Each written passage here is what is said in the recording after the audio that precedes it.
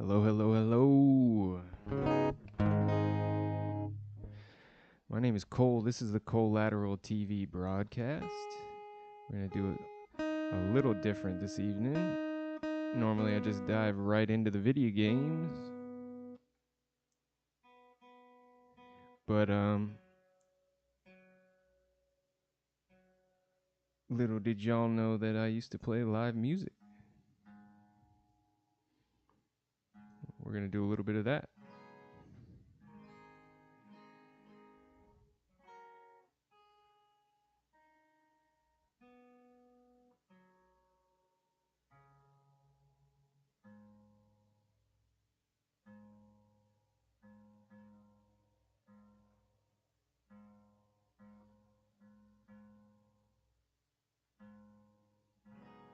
All right.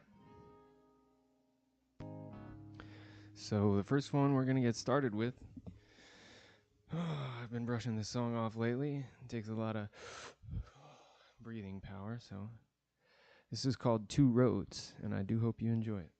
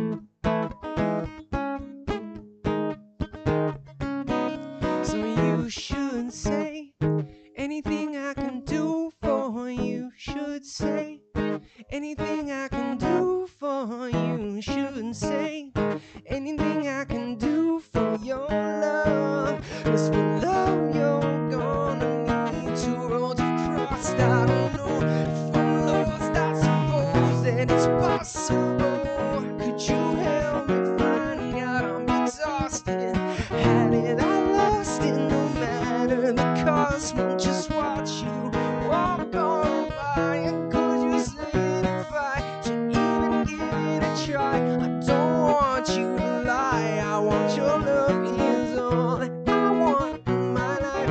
How love is all that I want for my life. To have love is all that I want in my life. To have love is all. To have love is all that I want in my life. To have love is all. To have love is all. To have love is all.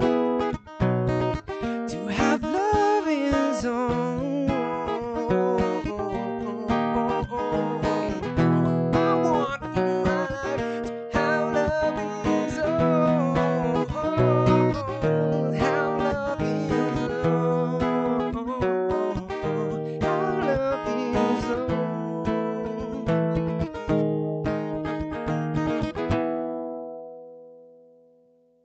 All right, that one's called Two Roads.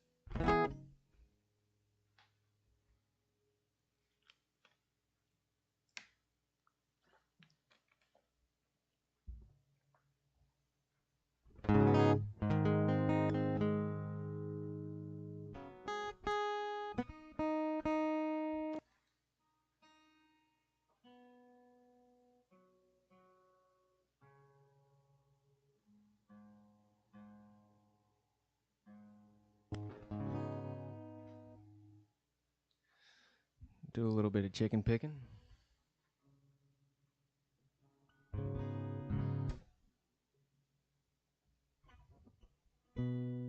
This one's called Lady Luck Will Decide the Rest.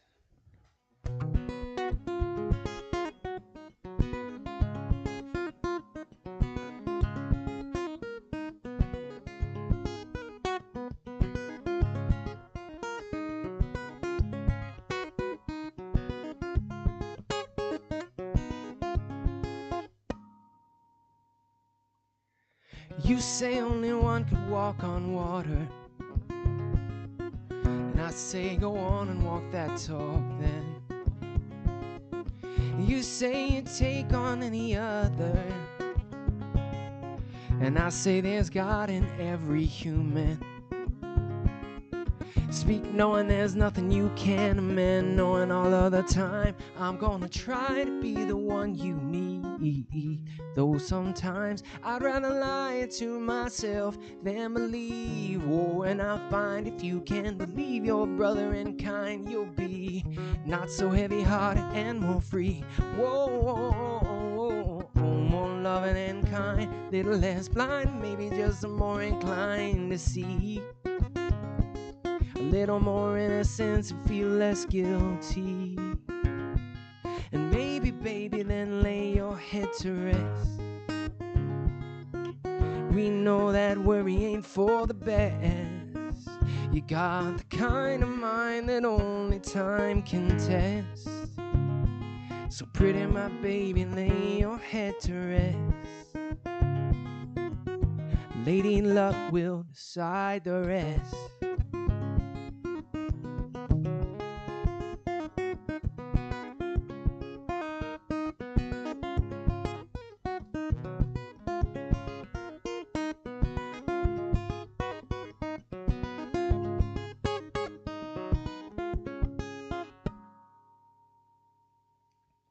You say you'd never be my lover, and I say first of all, why not my friend? You say I shouldn't even bother, and I say if not now, why not and when? Speak now, I hold peace until the end, knowing all of the time I'm gonna try to be the one you need.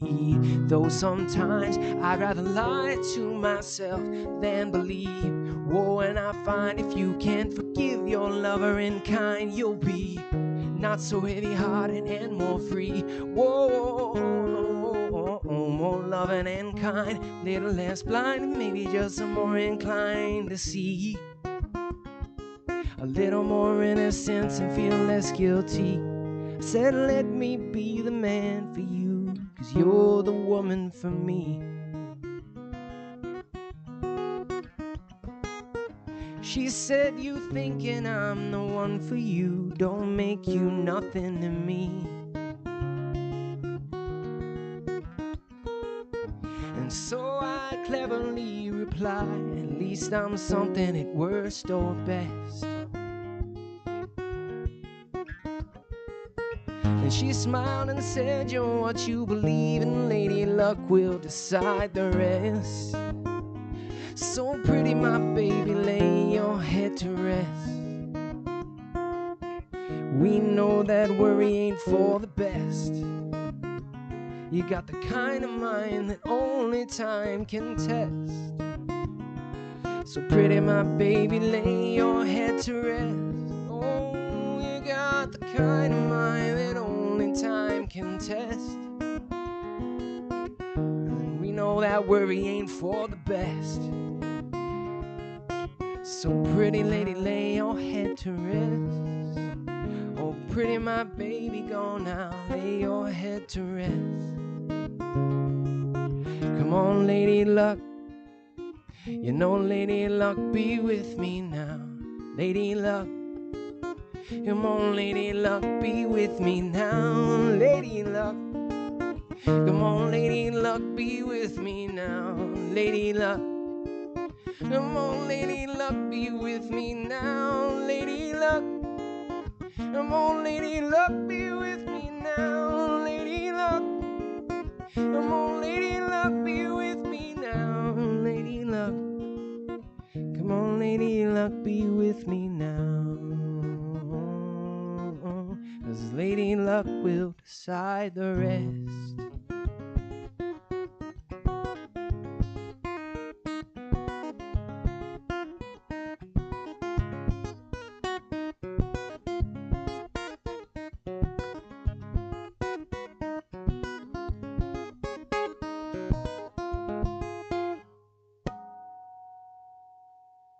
All right. That was Lady Luck will decide the rest.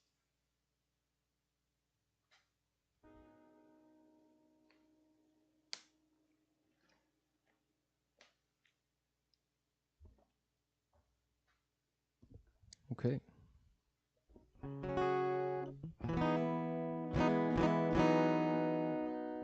This one's called Faster for You.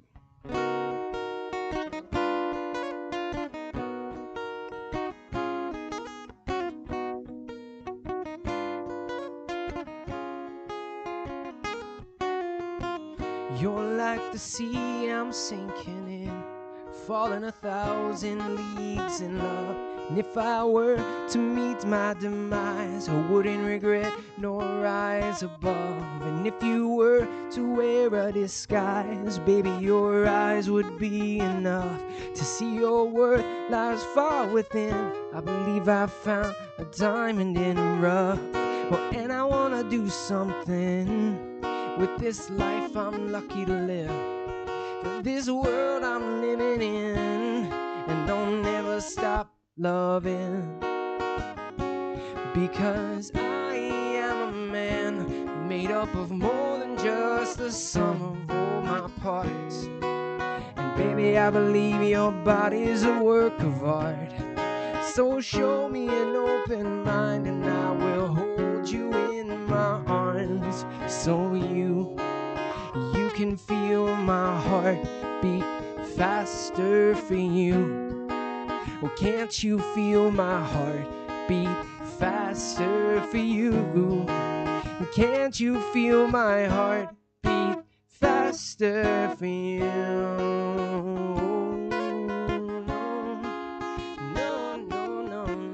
I lately dream you're sinking in, falling away and leaving my love. And if I could never more see your eyes, I believe I might never have enough. Oh, but you could still do something with this life you're lucky to live, for this world you're living in. And baby, no, never stop loving, no, because you are a woman made up of more than just the sum of all your parts. And baby, I believe your body's a work of art.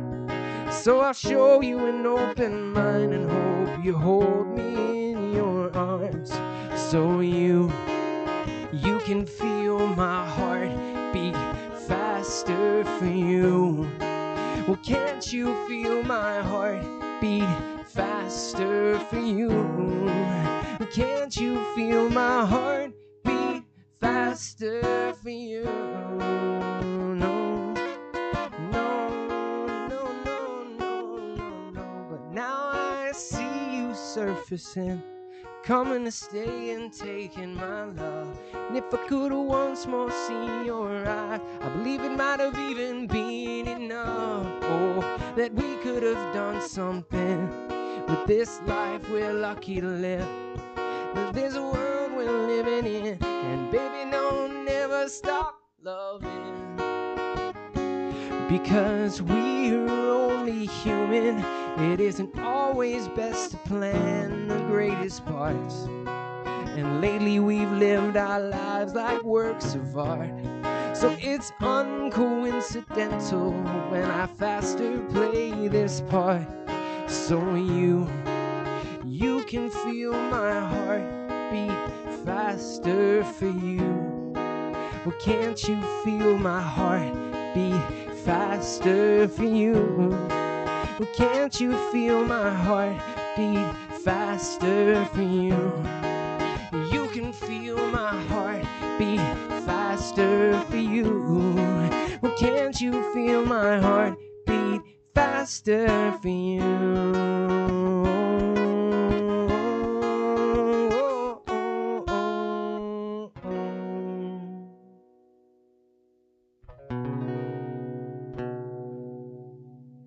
Let's call it Faster for You.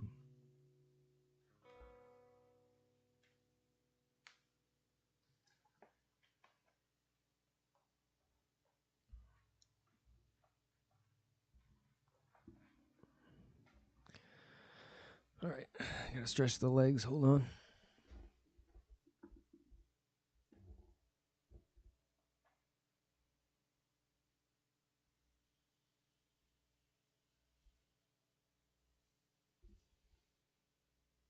I'm getting a little sweaty.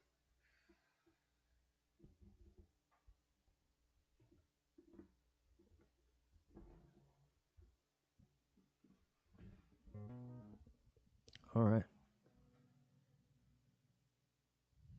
Got a couple more before I take this Capo 5 off.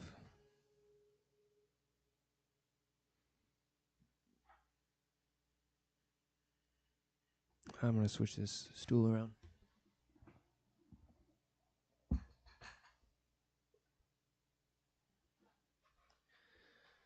There we go. Okay.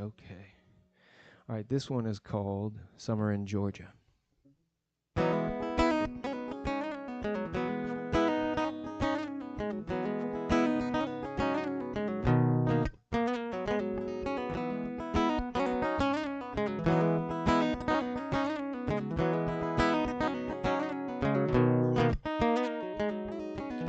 You have no fear, all the bright light coming toward ya. You're not dead, no dear, that's just another metaphor, yeah. You say meet me and bring it on, knowing I'd never ignore ya. Well, miss you what I miss this fall, miss you what I miss this fall, miss you what I miss this fall, but I always miss this summer in Georgia.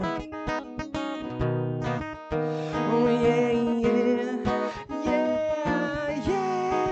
baby, if you might just do your man right, just help your man to right this beautiful wrong. And baby, if you could just, maybe if you would just stay and do me good, play and help me along. It's crazy but it's righteous, baby, how you might just maybe been the brightest star all along. Not saying that you should, but I'm hoping it's understood that I'm hoping you're here for good, and all that good isn't gone.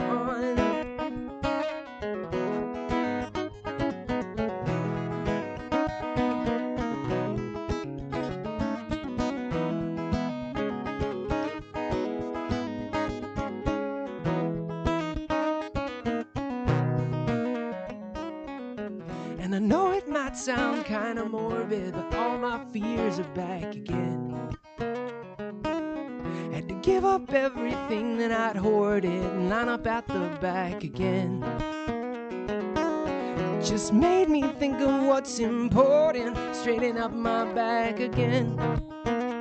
Well, thinking of all those summers in Georgia, well, it brings me back again. Oh yeah, yeah, yeah, yeah, baby, if you might just do your man right, just help your man to right this beautiful wrong. And baby, if you could just, maybe if you would just stay and do me good, play and help me along. It's crazy, but it's righteous, baby, how you might just maybe been the brightest star all along. I'm not saying that you should, but I'm hoping it's understood that I'm hoping you're here for good and all that good isn't gone.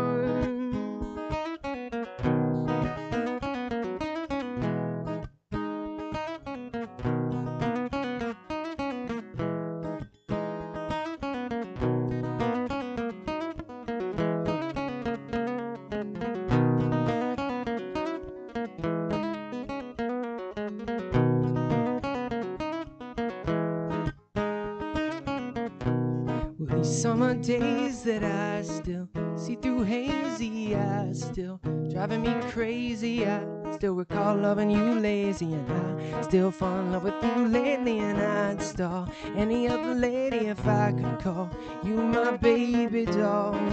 Can't you recall these summer days that I still see through hazy eyes, still driving me crazy? I still recall loving you lazy, and I still fall in love with you lately. And I'd stall any other lady if I could call you my baby doll. Can't you recall? Can't you recall? Miss you what I miss this for. Miss you what I miss this for. But always miss this summer in Georgia.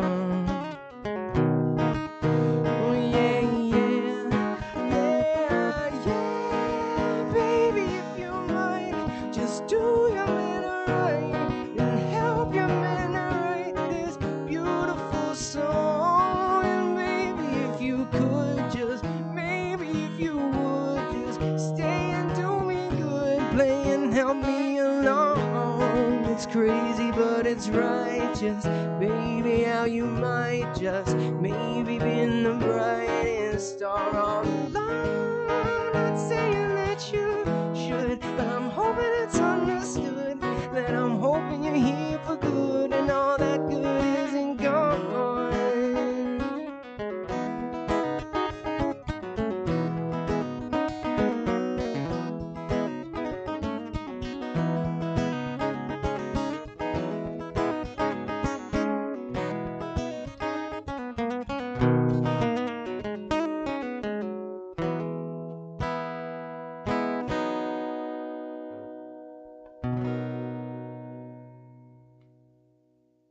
All right.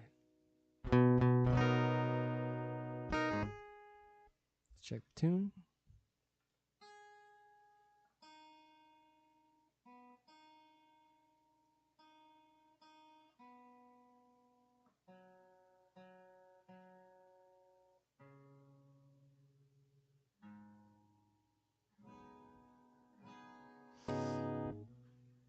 All right.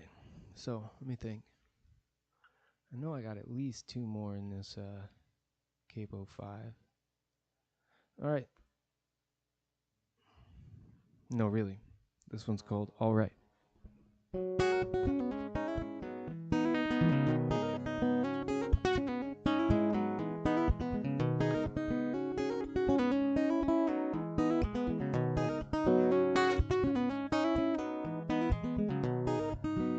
It was a sad thing that I saw, alright, in a bad dream that I had last night. Started a war door with no end in sight, lied what it was for, and made light of it. Said they'd hardly make a fight of it, till I could hardly take the sight of it anymore in this world. Oh, I know it's gonna end alright, but it'll end alright.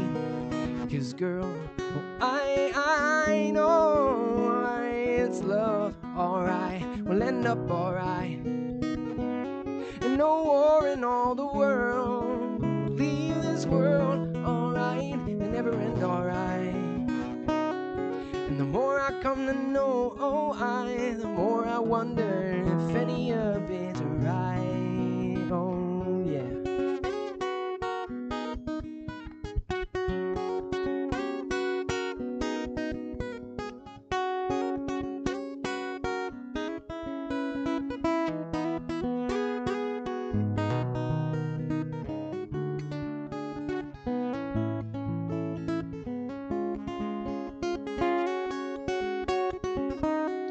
It was madness that we did on that day.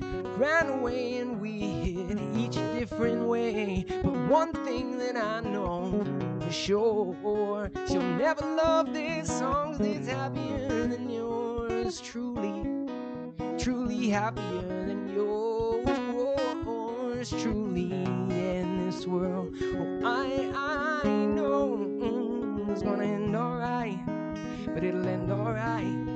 Because girl, oh, I know it's love, alright, we'll end up alright. And no war in all the world would leave this world alright and never end alright. And the more I come to know, the more I wonder if any of it's right.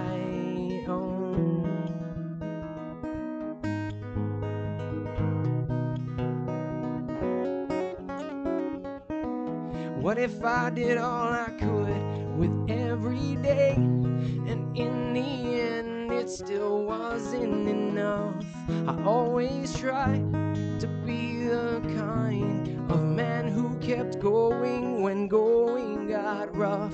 Fear the life that I choose will spiral down to blues, and then my blood flowing or blowing that stuff. But all of it's a ruse, no ruler and no rules, and a lot of it concludes in a flash and a puff.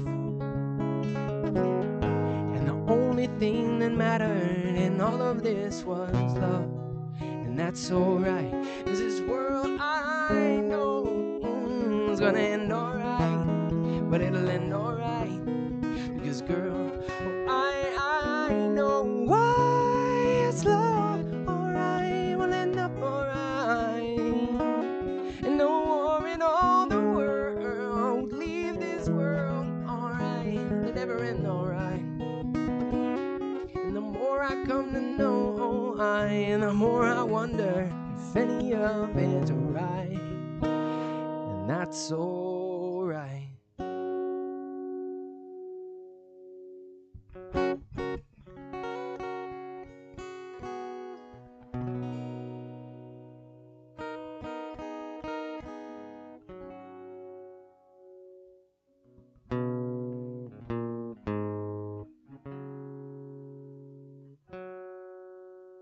Okay, so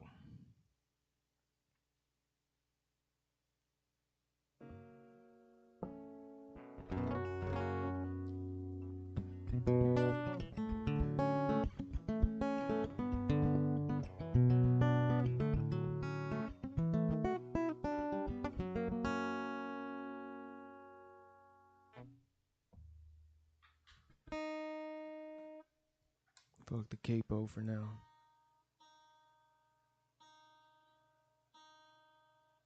If you guys are lurking out in the back, feel free to comment. I'll be happy to. Don't feel like you're interrupting at all. My name's Cole. I don't bite, and I'm happy to hear from you.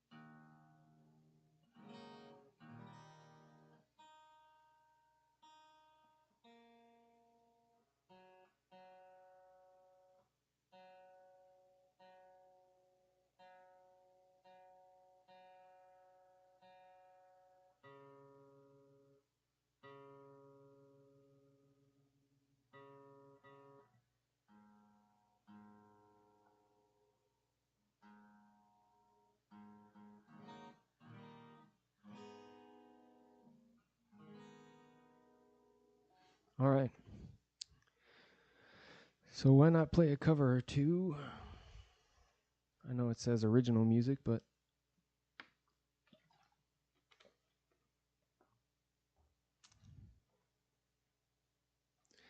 I know Dave Matthews Band has fallen out of favor, but I still love this song. Fuck it.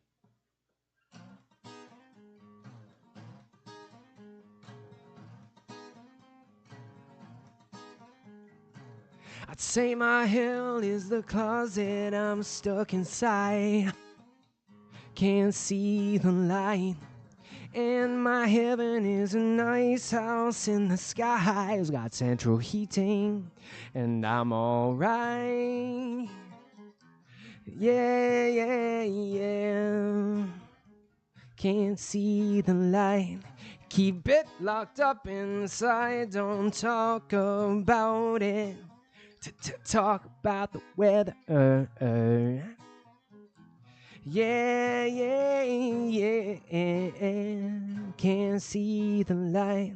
Open up my head and let me out. Little baby, 'cause here we have been standing for a long, long time. Can't see the light, treading trodden trails for a long, long time, time.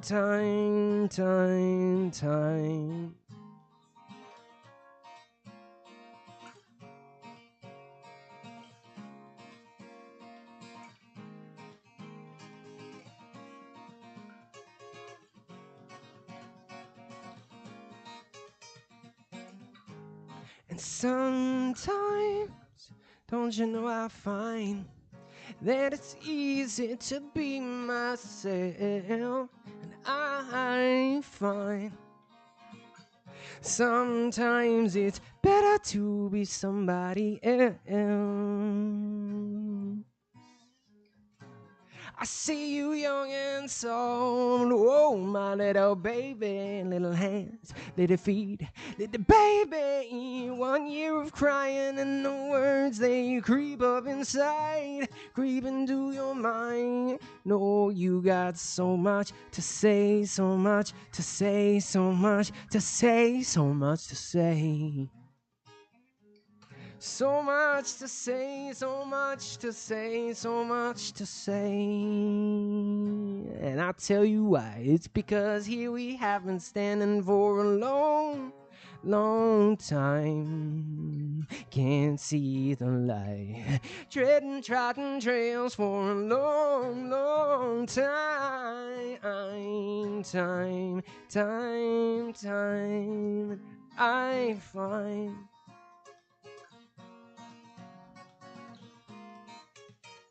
sometimes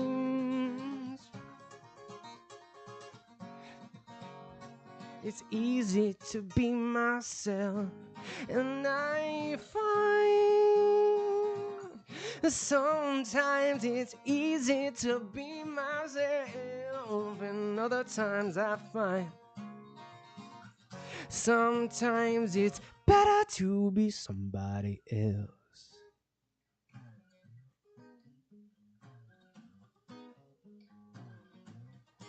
When you got so much to say, so much to say, so much to say, so much to say.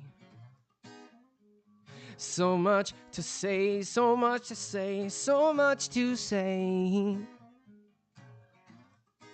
You got so much to say, so much to say, so much to say, so much to say. Yeah, you got so much to say, so much to say, so much to say, so much to say. So open up my head and let me out. Little baby, yeah.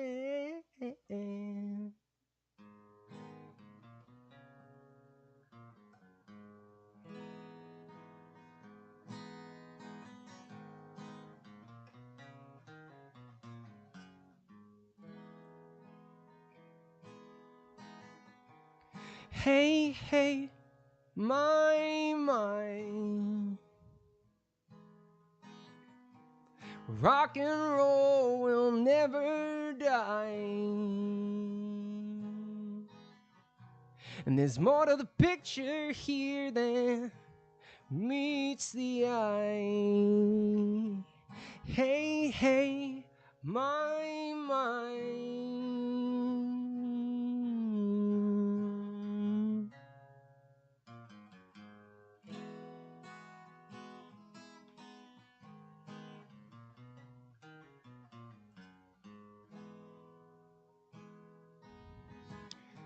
You're out of the blue and into the black. They gave you this when you paid for that. And once you're gone, you can't come back. When you're out on the blue and into the black, singing out, hey, hey, my. Rock and roll will never die. And there's more to the picture here than meets the eye. Yeah. Hey, hey, my.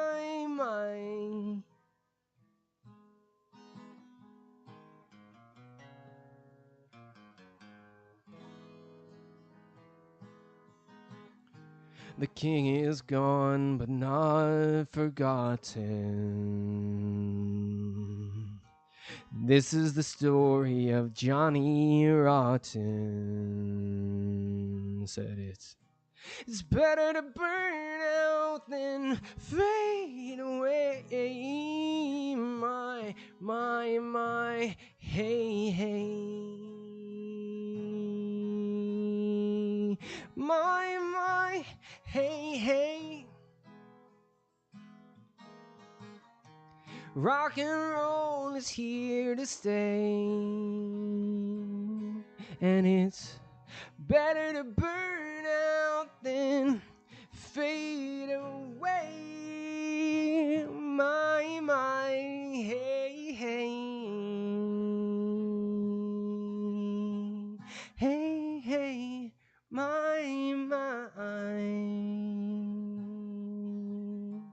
Rock and roll will never die.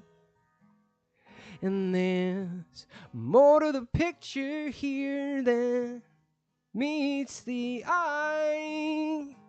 Hey, hey, my.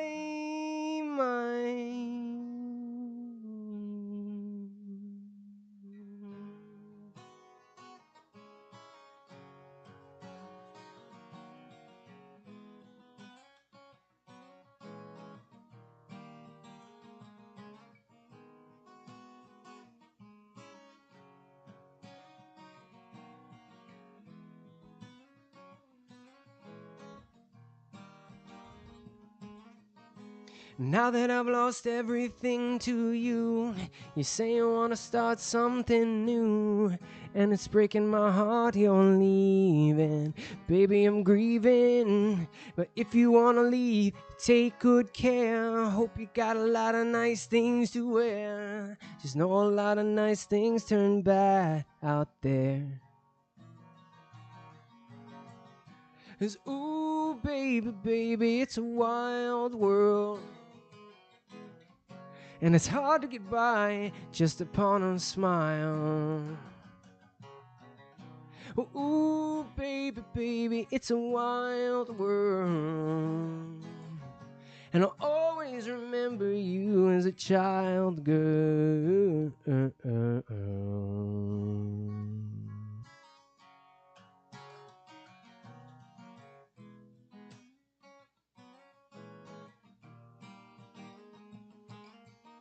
You know I've seen a lot of what the world can do, and it's breaking my heart in two, 'cause I never wanna see you sad, girl. Don't be a bad girl, but if you wanna leave, take good care. Hope you make a lot of nice friends out there. There's no a lot of nice things turn bad out there. 'Cause, ooh, baby, baby, it's a wild world, and it's hard to get by just upon a smile. Ooh, baby, baby, it's a wild world, and I'll always remember you as a child, girl. La la la la la la la la la. La la la la la la la. La la la la la la la la. La la la la la la la la la. La la la la la la la. La la la la la la la. Baby, I love you, but if you wanna leave, take good care. Hope you make a lot of nice friends out there. There's no a lot of nice things turned by out there. 'Cause, ooh, baby, baby, it's a wild world, and it's hard to get by just upon a smile. Ooh, baby, baby, it's a wild world, and I'll always remember you as a child, girl. Ooh, baby, baby, it's a wild world, and it's hard to get by just upon a smile. Ooh, baby, baby, it's a wild world, and I'll always remember you as a child, girl.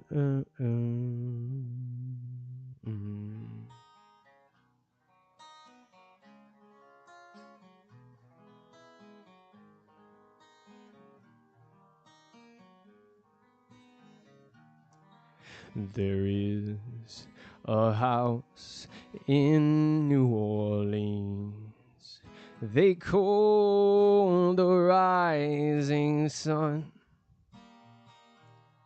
and it's been the ruin of many a poor boy. And God, I know I'm one.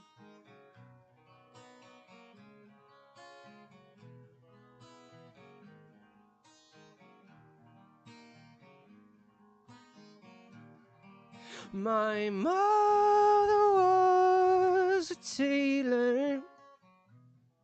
She sewed my new blue jeans, and my father was a gambling man way down in New Orleans.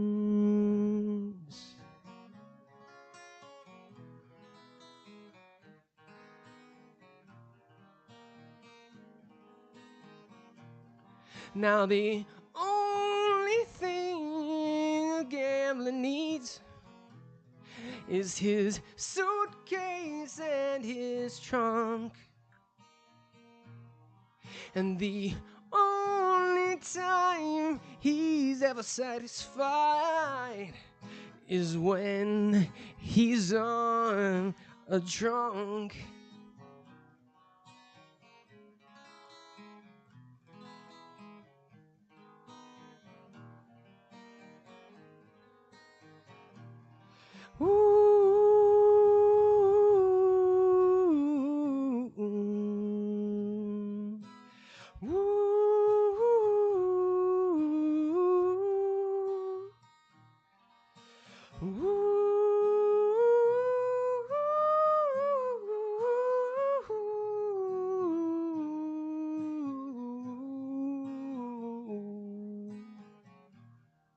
Now, mothers, tell your children never to do what I have done.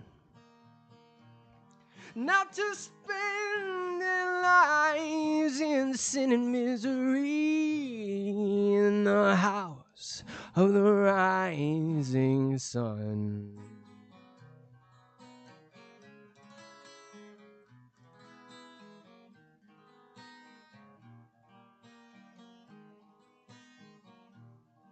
I got one foot on the platform, the other foot on the train, and I'm headed back to good old New Orleans to wear that ball and chain.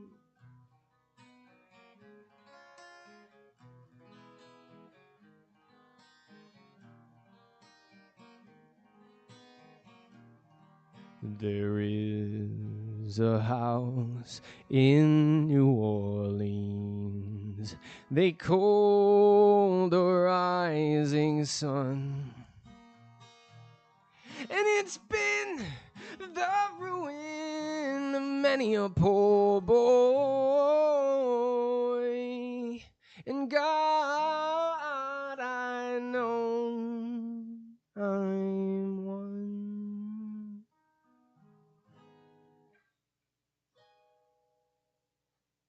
All right, we'll mash up there.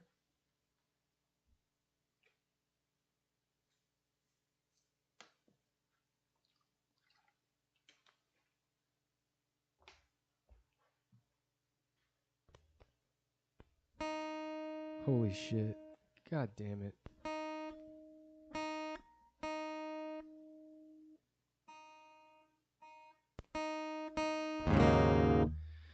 Fucking guitar wasn't coming through.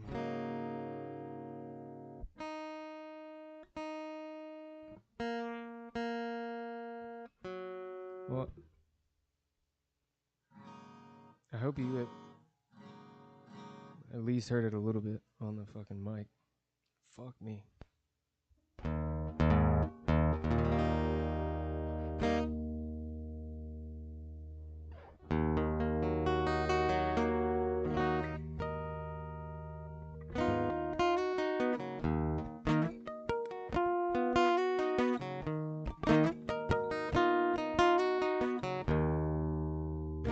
All right, I need to take a quick break to process that shit.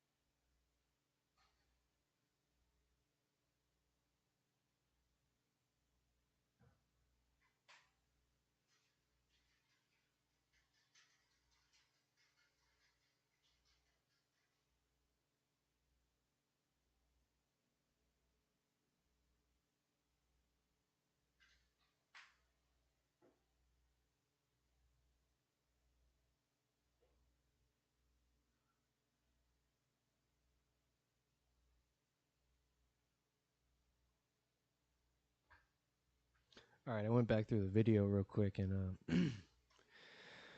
I'll be damned if you could hear that guitar more than a little bit.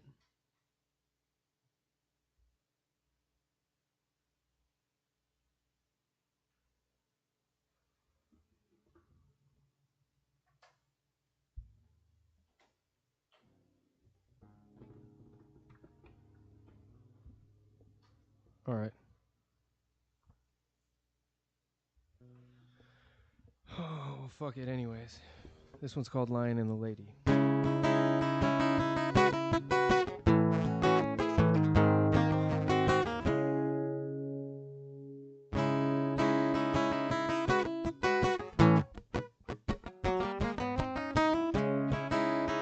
I had a hand in mine next to me, but at the moment that hand's a ball.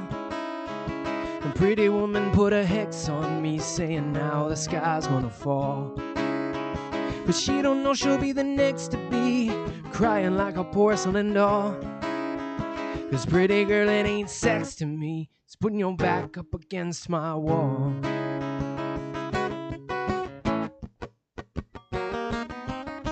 And if only my loneliness and love loving me, yeah, then why won't Miss Misery leave my leash a little slack?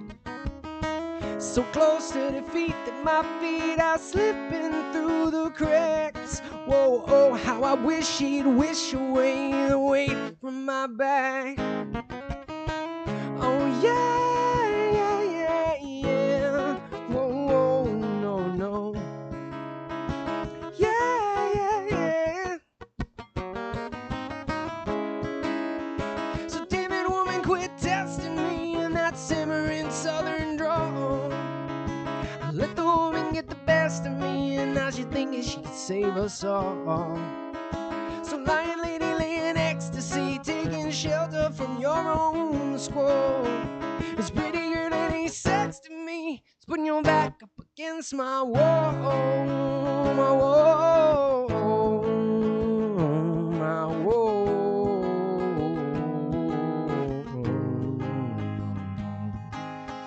And I know and I do believe that it's bad, that I cannot leave this bed, I cannot escape this hell.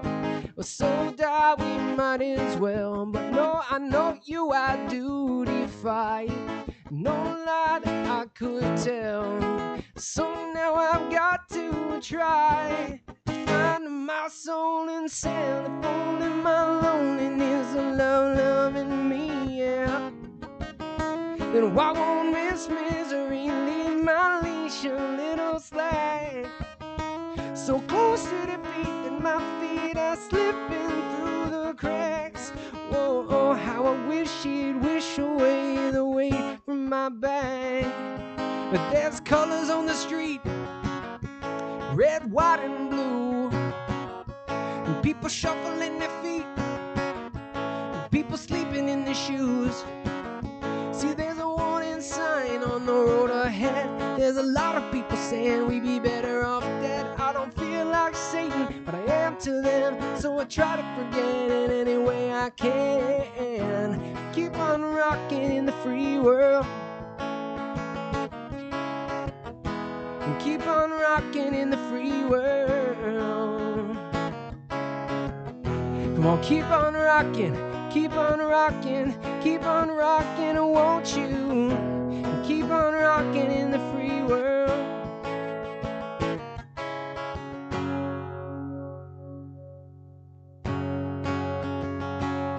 And there's a woman in the night with the baby in her hand, under an old street light, by a garbage can.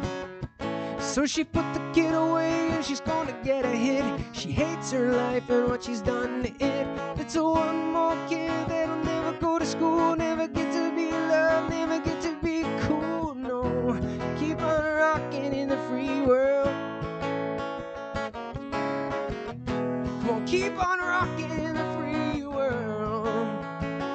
Come on, keep on rocking, keep on rocking, keep on rocking, won't you? Keep on rocking in the free world.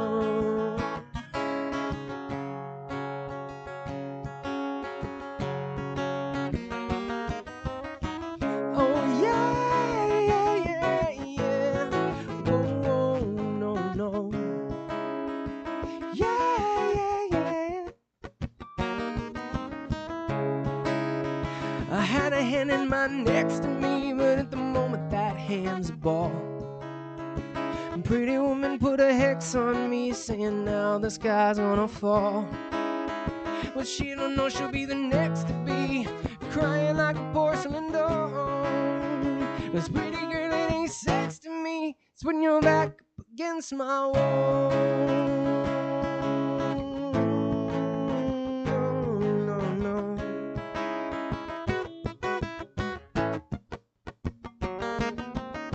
And if only my loneliness loving me, yeah, then why won't this misery leave my leisure little slack? So close to defeat that my feet are slipping through the cracks. Whoa, oh, how I wish he'd wish away the weight from my back. Oh, yeah, yeah, yeah. Whoa, whoa, no, no. Yeah, yeah, yeah.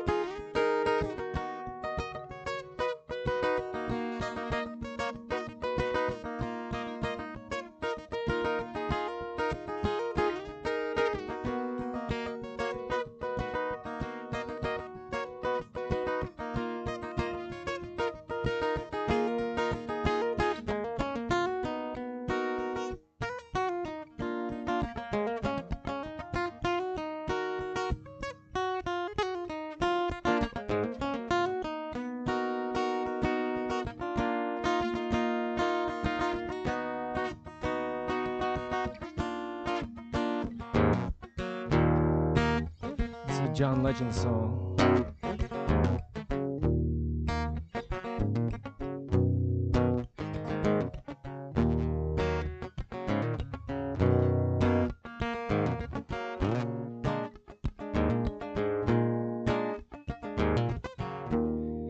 I'm not afraid to do the Lord's work. They say vengeance is his, I'ma do it first. I'ma handle my business in the name of the Lord. Now if he made you cry, girl, I gotta know. If he ain't ready to die, he best prepare for it. My judgment's divine, I'll tell you who you can call. You better call the police, call the coroner, call up your priest, have them warn ya. There won't be no peace until I find that fool. Who did that to you?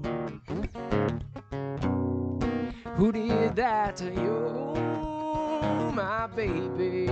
Who did that to you? Yeah, yeah, yeah. Gotta find that fool. Who did that to you? Now I don't take pleasure in a man's pain, but my wrath will come down like a cold rain. There won't be no shelter, no place you can go.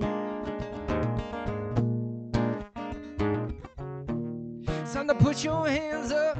It's time for surrender. I'm a vigilante, my love's defender. You're a wanted man, here everybody knows. Yeah, you better call the police, call the corner, call him your priest, have him warn ya. There won't be no peace until I find that fool. No, who did that to you? Who did that to you, my baby? Who did that to you? Yeah, yeah, yeah. Gotta find that fool. No. Who did that to you? Now he'll keep on running, but I'm closing in. I'll hunt him down until the bitter end. You see me coming, man. Now who you gonna call?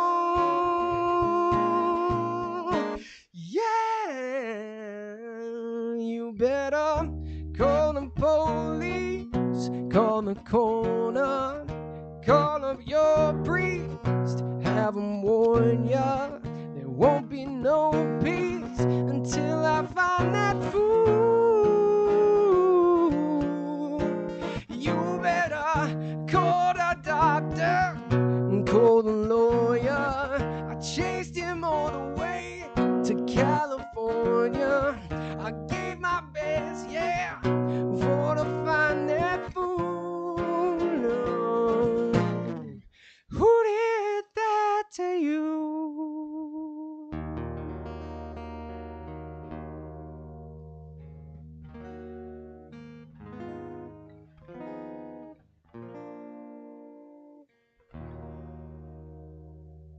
All right.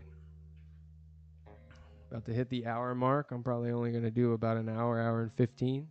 It's been a long time since I played.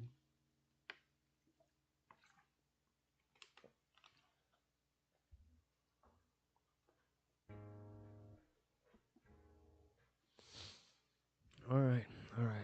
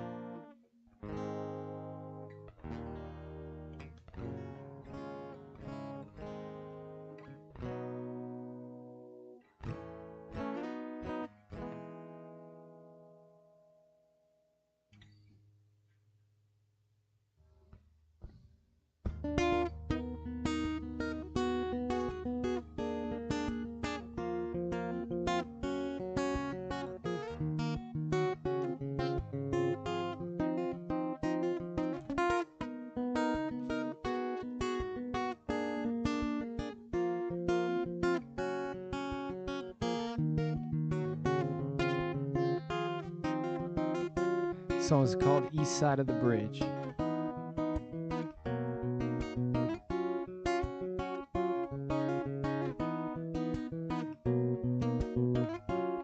Most of what I want to know is what's going on. What's wrong? How long has it been since you've seen the sun? Made a joke or said a pun or even made fun of me. You used to make me think that you wanted me. It's so sad to me, how can I mend you now? 1 year, just one more bye.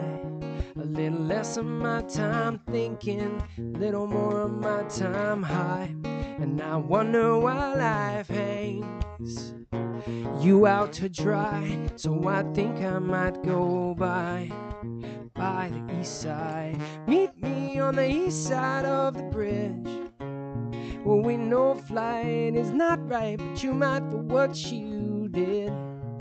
We know flight is not right, but you might for what you did. And no, they're near there, here, there, digging my ditch. No, but I don't care. I'll meet you anywhere. So meet me.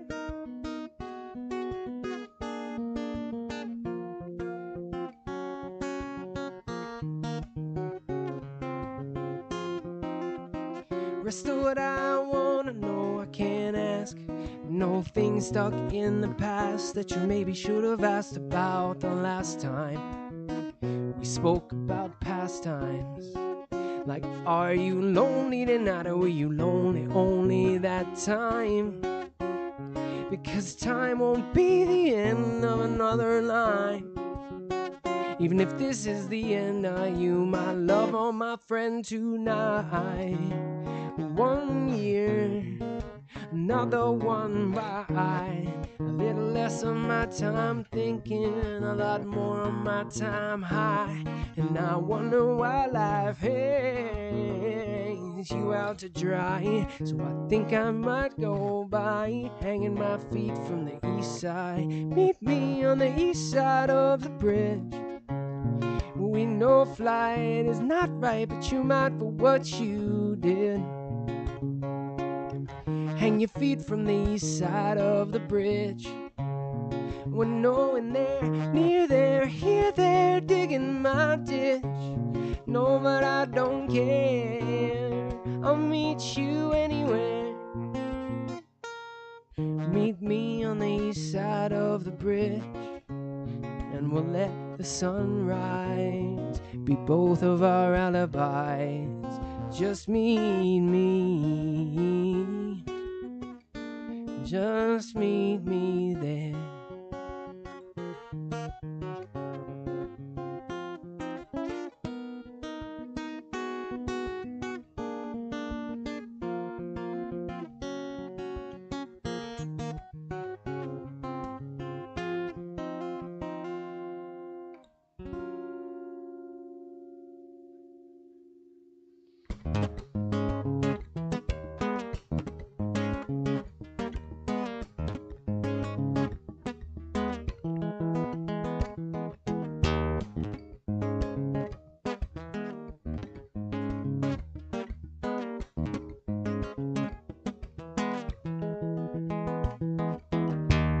Standing on the patio outside your door, I knock once more, wishing that you loved me so much more, and that you'd open up this door.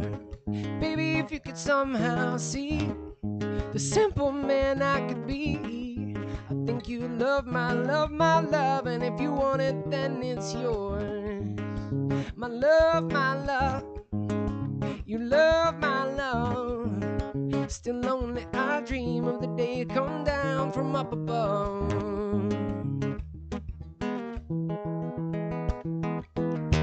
Got a ticket in the crowd outside your door.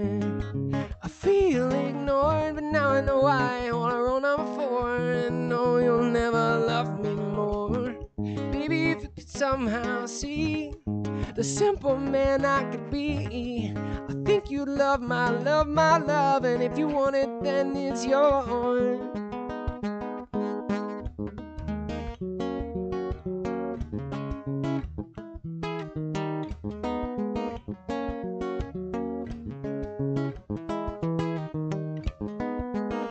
My love, you love my love. Still lonely, I dream of the day you come down from up above. My love, you love my love. Still lonely, I dream of the day you come down from up above.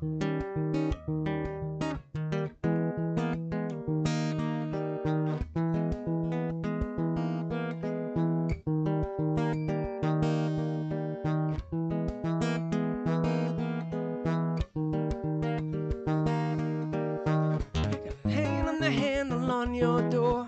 Never felt less like a man before. Can't you see that I need this? And we could be so damn much more. Baby, if we could somehow see the simple man I could be, I think you love my love, my love. And if you want it, then it's yours. My love, you love my love.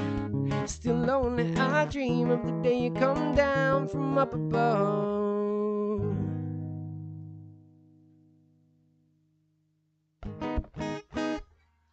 All right, what else?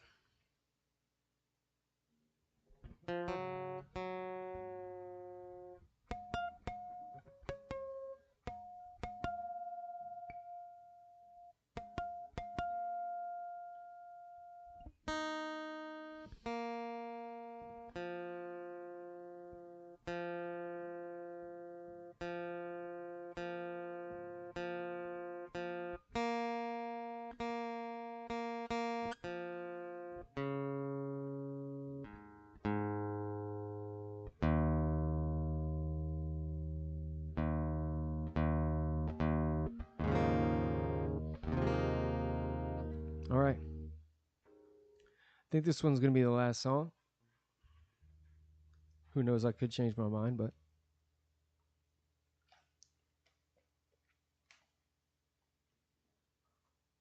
fuck it. I mean, it's 2 a.m. It's called Mayday.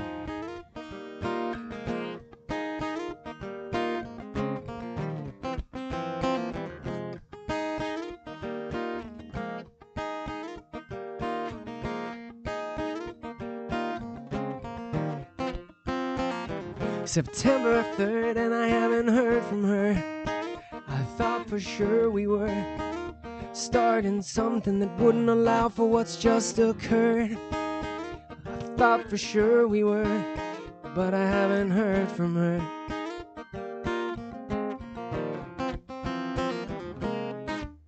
And I'm singing Mayday, Mayday, 'cause our love lasted no longer than an April day.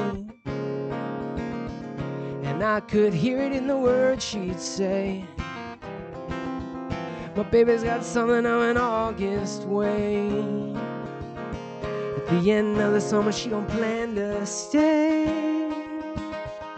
No way, no way, 'cause it's no longer that April day.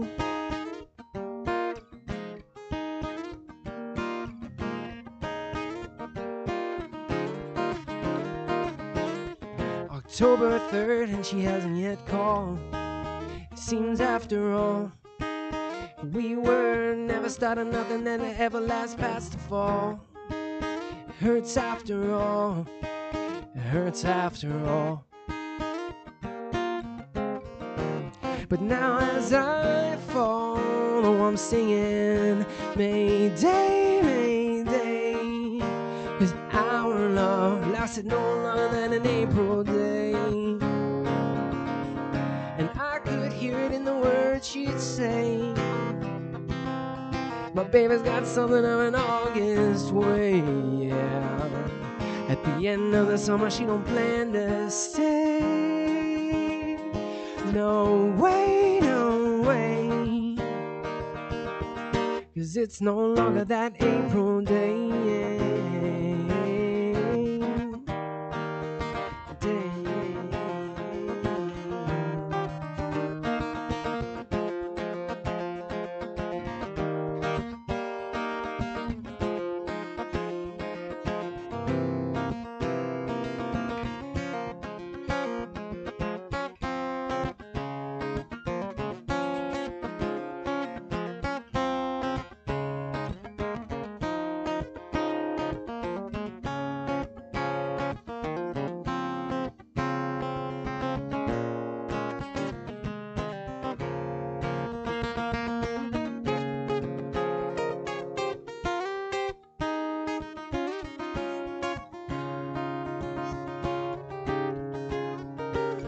November 3rd and not a word from her.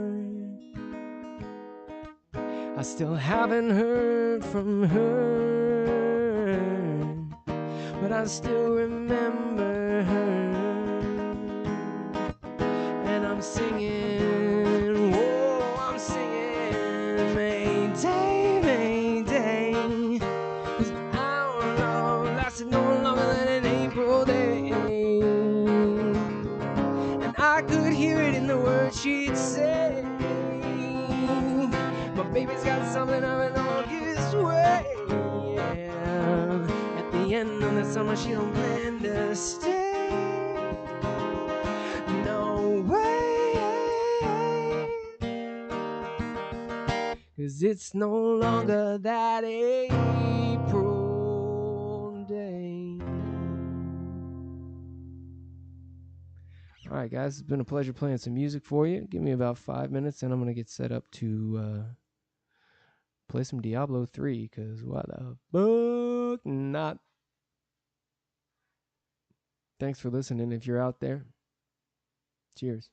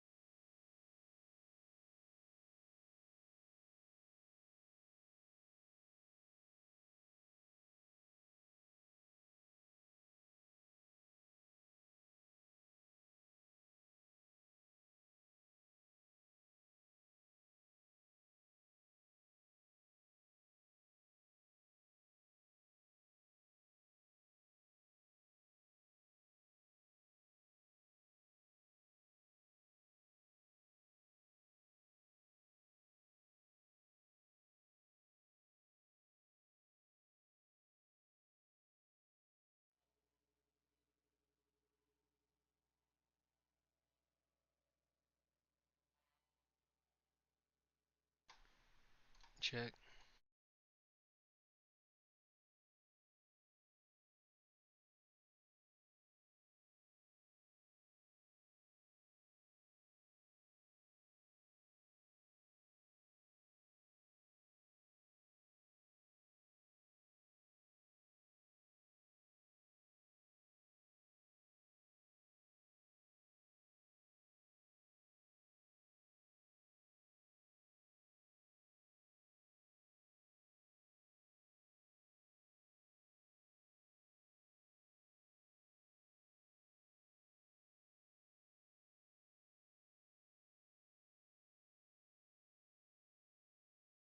Alright, guys. What's up? Check, check, check, check.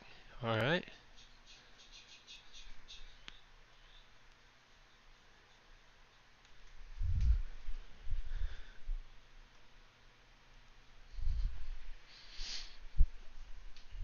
Okay, okay.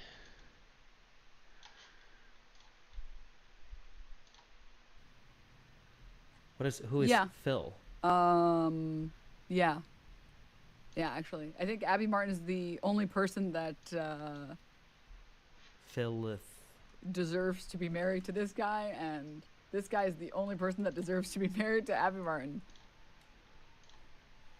She has her Holy own base, site dude. chat. This is like finding out that okay, it's not, but just pretend like it is. Obama, I think for the tier 1. This is like finding out that Ew. the lady who made the mangaka who made Sailor Moon is married to the mangaka who made Hunter x Hunter. Some power couple shit. Okay.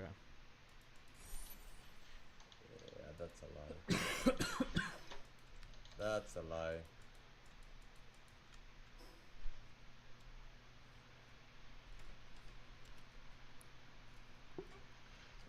Alright, where's this fucking gym? Oh, they're called gyms too?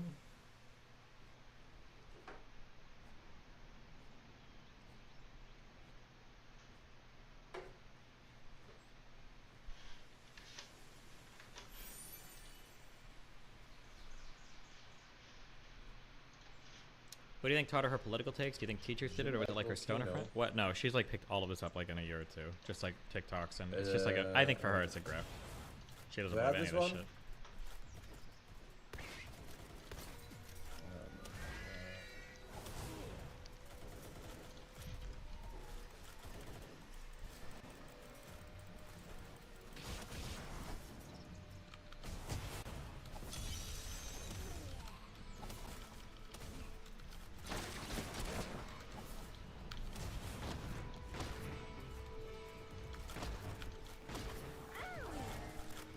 Hold them off. I'll rescue this shit cat.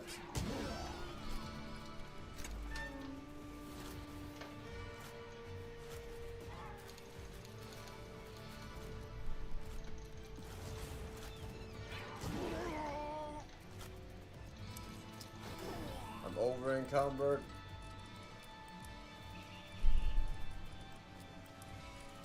Drop it, shit game.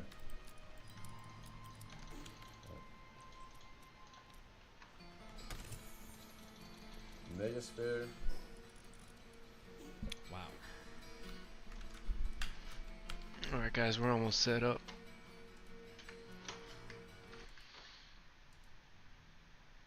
Be right back.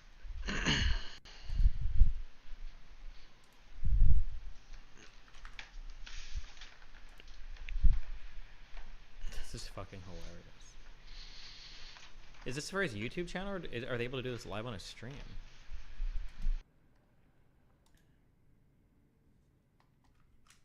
Pakistan carrying out deadly military strikes on Iran. Iran is demanding answers amid an escalating spat with Pakistan. Overnight, Pakistan launched retaliatory strikes on targets in southeastern. His editor adds a video of him reacting. Why? Retaliatory strikes on targets in southeastern Iran, just across their shared border. Pakistan claimed Pakistan launched retaliatory strikes on targets in southeastern Iran. That's just fucking hilarious.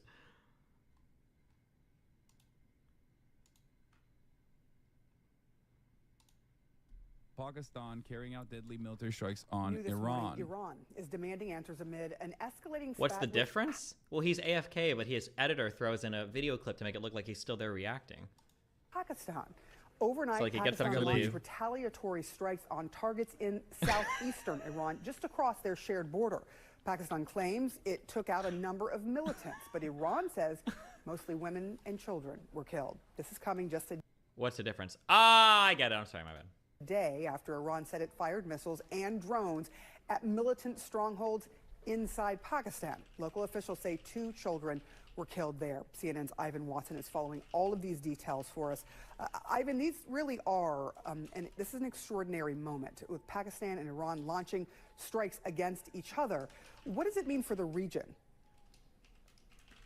Well, I think it just underscores, Sarah, how volatile the Middle East and Central Asia are right now, because even 48 hours ago, you couldn't have imagined these 2 neighbors getting into this tit-for-tat, deadly cross-border missile strike situation. And then out of nowhere, the Iranians... More logs came out from the one girl? From Stinky Feet Girl? Did, more than what we read yesterday, or... I still think my favorite thing of that whole drama was that she censored her shoe size. Oh my god. I can't even.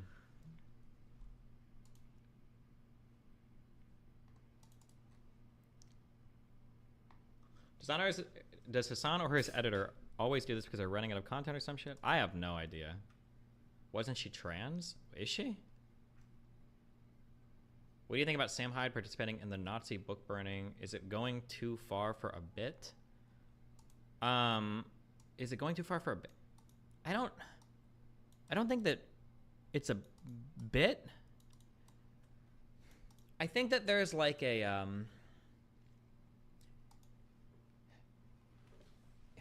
okay. It's hard to explain this. I feel like this was like the long con of like humor becomes reality.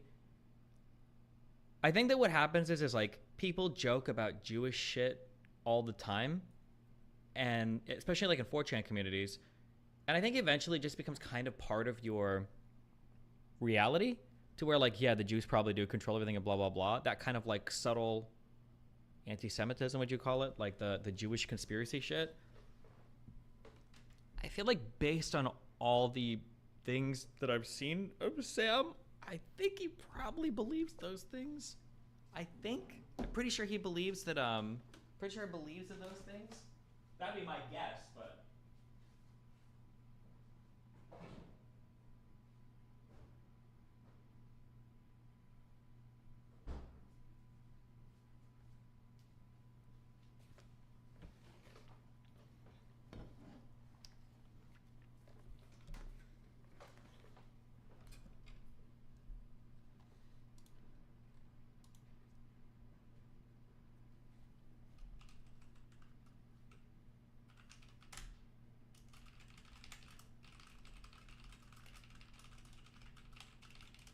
Are links turned off in Kick Chat? I think you should put a link in Kick Chat, right? Where are my mods at? Can't you?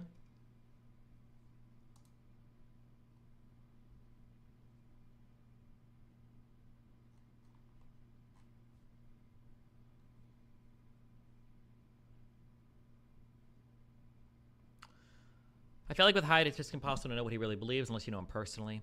I mean, yeah, maybe, but it also kind of doesn't matter. Like, if it is like a troll, but everybody in the audience believes it, doesn't matter if he doesn't. Like, I don't know if that matters, you know?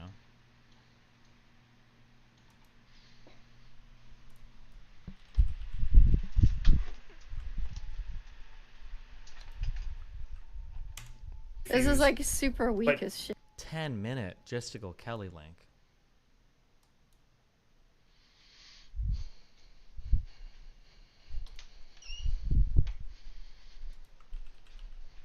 Is it worth it? Justin! Lewis! Oh shit. I've seen this. Did we watch this on stream? I don't remember. How you doing? Hey, man. What's happening? Okay. Yeah. Oh, I'm sorry. That's okay. I'm funky. Dr. Graham, this is my friend Larry David. Hi, how you doing? My dermatologist. Hi, really? Oh, yeah, what, for 15 years already? Even with the whole affirmative action thing? I'm sorry, I beg your pardon? What? No, he did. What do you mean? What was the joke? What? What do you mean the whole affirmative action thing? I don't... Oh. Right. It was a joke. Oh, he's like a buddy. Hey, come on, no. I know him. I mean, he's a sweetheart. The implication being that I wasn't good enough to be a dermatologist. No, come on. Who is this guy? No, it was a joke. He's a liberal. He's like, really? So if I wasn't black, you would have said the same thing, or... Hold on, I can't. The copyright, fuck.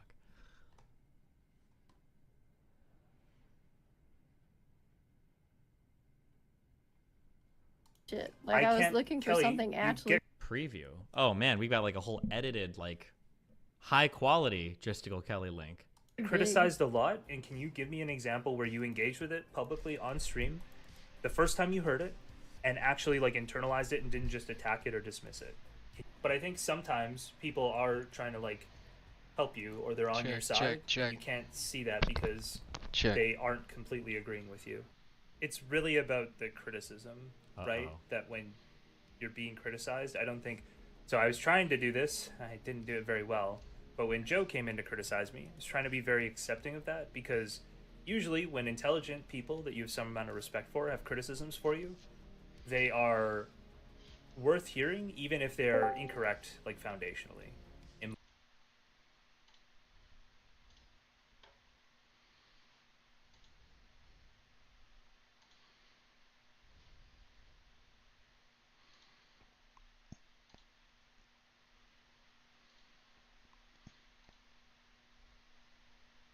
Check. Check. Check. Check. Okay, so. Check. Okay, so. Check. Okay, so. Check. Okay, so.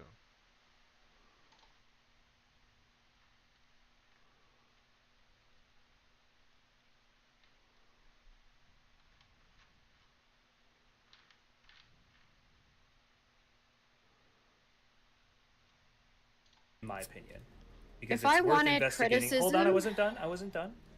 Because they're worth investigating. Because normally, if you respect those people any amount, then they're perceiving something that you aren't putting out there, or they're perceiving something like, even if the foundation is incorrect. Silly Serious was fairly correct. She wasn't, but I'm not going to relitigate a lot of this. She wasn't. I just wasn't pushing back against a lot of the things.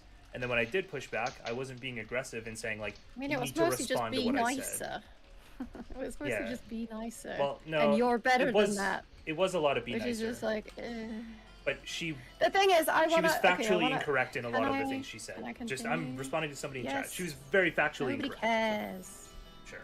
The thing is, I never asked for any criticism, and I was getting a lot from people that I like, from all angles, from people I hadn't spoken to, and from people that just decided to come in and like shit on me because, you know, that's what orbiters do when they smell blood in the water or whatever.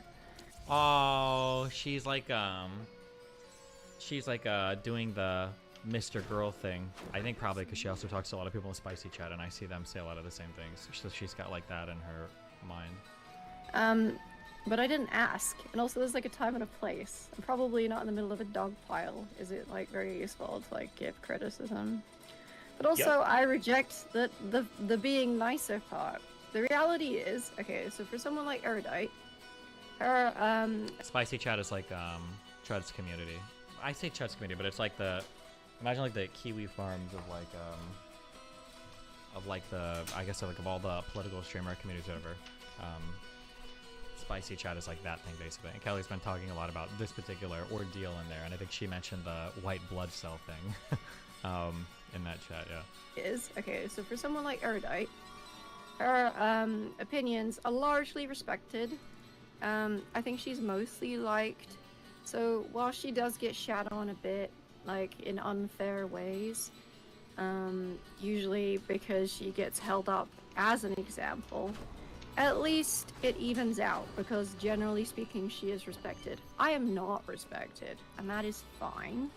But I refuse to hold myself to the same standards as Erudite when nobody gives two shits about the things that come out of my mouth, right? That's dumb. Like, what do I get from that? I have to be a better person, I have to be nicer, but also no one respects a single word that I say anyway. Sure. Why would I do that? Why would I agree to that? Fuck that. I don't know what it is, but there's a certain archetype. Kelly will never. I don't think Kelly's in a position to ever change how she interprets the world, because it would be too painful to accept being incorrect at anything. But there is a certain archetype of person that I notice is probably one of the most hateable type of people. Katie does this. Kelly Jean does this. I think STV Philly kind of does it. Oh god, the other who's the other guy that just came to argue with me about Israel Palestine? The other black guy that hosts shows. Dylan Burns. God, who am I thinking of? Name. Prime. I kept thinking Pisco. I know it's not Pisco. Prime does it. When you do this thing where I'm trying to think of how to. It's like you are kind of seriously engaging with a topic, and everybody knows it, but like the demeanor that you have is like kind of joking and not really. And you do this, I think it engenders more hate than probably any other particular thing you can do. I wish I could. Need more time. I needed a date partner. I can demonstrate this perfectly.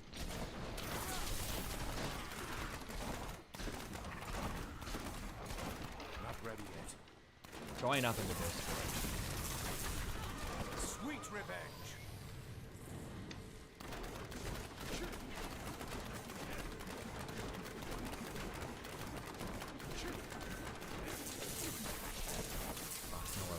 I don't know. It'd be something like this, okay? Like, me. Wolfgang. Okay. I'm gonna argue that Darkness awaits you. anime is bad. Okay, ready? Wrong, but alright. Okay. Alright, ready? Okay. I just think that, I think anime is just kind of bad. Why? I mean, just look at it. Okay, it looks pretty dope. Looks pretty alright. I mean, like, maybe you kind of think so, but I think it looks pretty bad. Do you like? What do you like Western cartoons? What's going on here? What's your deal? What I do you mean, like, anything but anime. I mean, yeah, it's like anything but anime would be better. Yeah. I can't. How the fuck do I engage with this, bro? I mean, like, do you think that like, do you support lolicon? I mean, oh my god. No. It's like this weird like half laugh, half engagement, half serious, half whatever, to where you're like simultaneously like smug but like laughing and joking and like sarcastic, but everybody knows you're serious, and then like constantly reiterating that like you don't care, but you obviously clearly do. This type of demeanor, I don't know how to explain it. I know that Prime does it. I know that STV Philly does it a little bit. Kelly does it a lot. She lives through this thing. And then Katie does it as well. And I don't know why people do it. I don't know if it's like a nerves thing. I don't know if it's like an intentional, deliberate thing. But this type of demeanor will totally make everybody fucking hate you. It is such a horrible, horrible, horrible, horrible, horrible way to approach conversations. And yeah, Kelly does this a lot. And I think that irrespective of what she says, I think there's a valid reason to criticize a lot of what she says too. But when you combine this with saying anything wrong, or you victimize yourself, or you do any other bad behavior, and you plug it into that demeanor, it's like the worst type of character archetype that I think you can inhabit. I think it will get people to hate you more than anything else. Yeah. Oh, that one TikToker I debated did it perfectly too. Fuck. Destiny debates TikToker on, was it like racism or communist TikToker? Was it this guy? Does anybody remember? Was it a concert? No. I thought it was like a program. This guy. Yeah, it was this guy. Yeah. Do you think he does nothing? Do you think the school could run without a president? If we live in a greedy capitalist society, which you probably agree with, appeal to this. Yeah, yeah, don't do this. Okay, sorry, go back to listen to this. Thanks for being my student. I love you.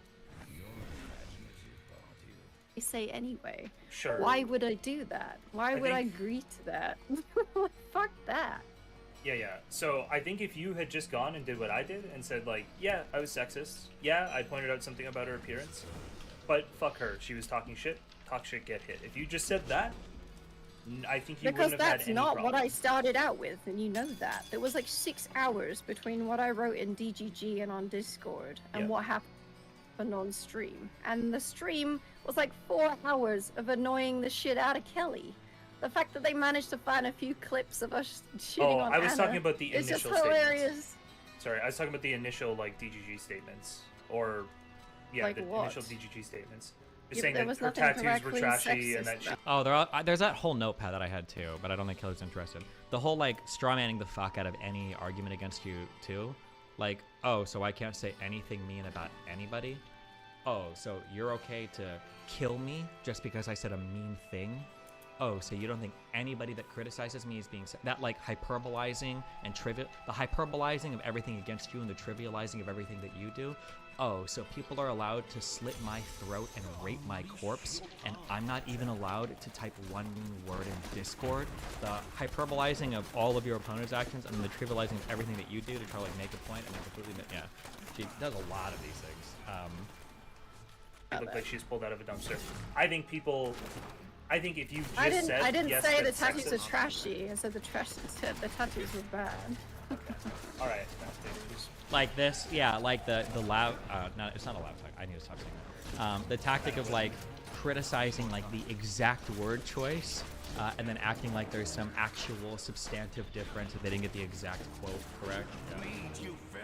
I said the tattoos were bad. All right.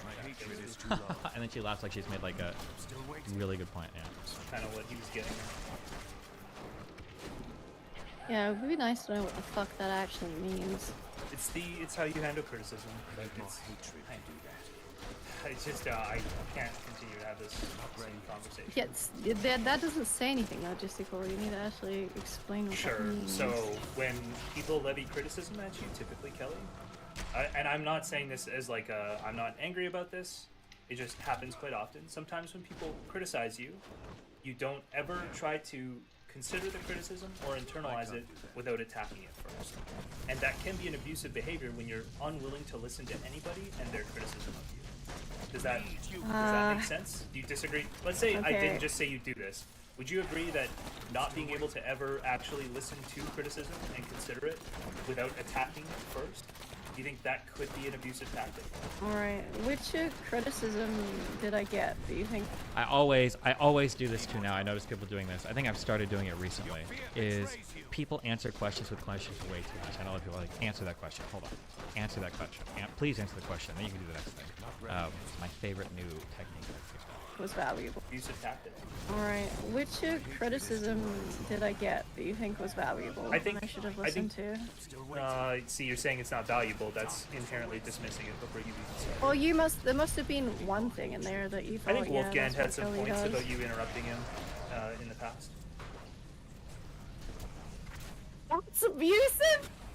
Nope, Me yelling I at did not. Wolfgang? I did not say that was abusive. Look at that. Look at all of the. Oh, and then the laughs on top of it. Oh my God. So first she refuses to engage. It's almost worth writing out. Hold on. I'm sorry. That was just like.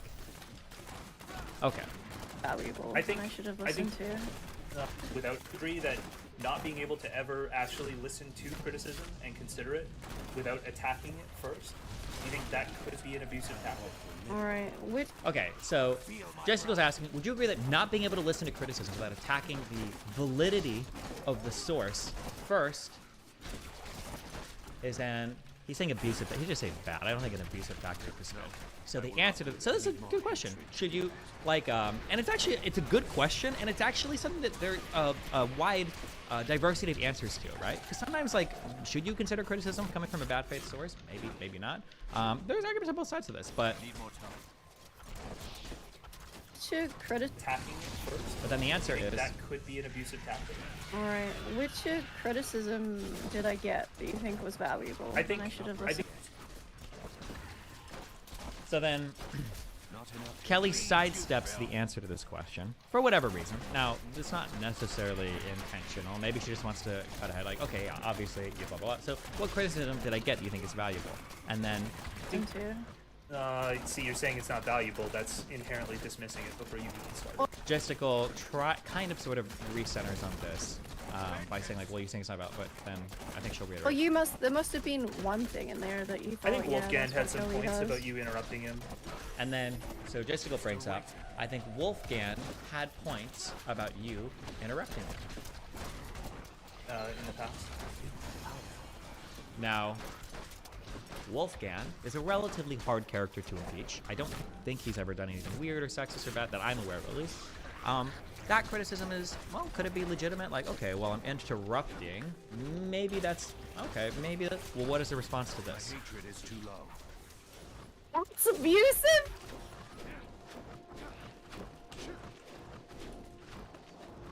So you're saying me interrupting Wolfgang is abusive? We've skipped so many things here to make this point. This is such a gaslighting mindfuck way to run a conversation. Like, first of all, Gisticle never said that that was abusive, ever. I didn't hear him unless I missed it earlier in the YouTube video. So he never said that it was abusive. He merely asked her to consider the criticism. But look, we've got the hyperbolizing is going on here, right? Oh, so now when I criticize somebody, I'm an abuser? That's abusive, right? There's no consideration.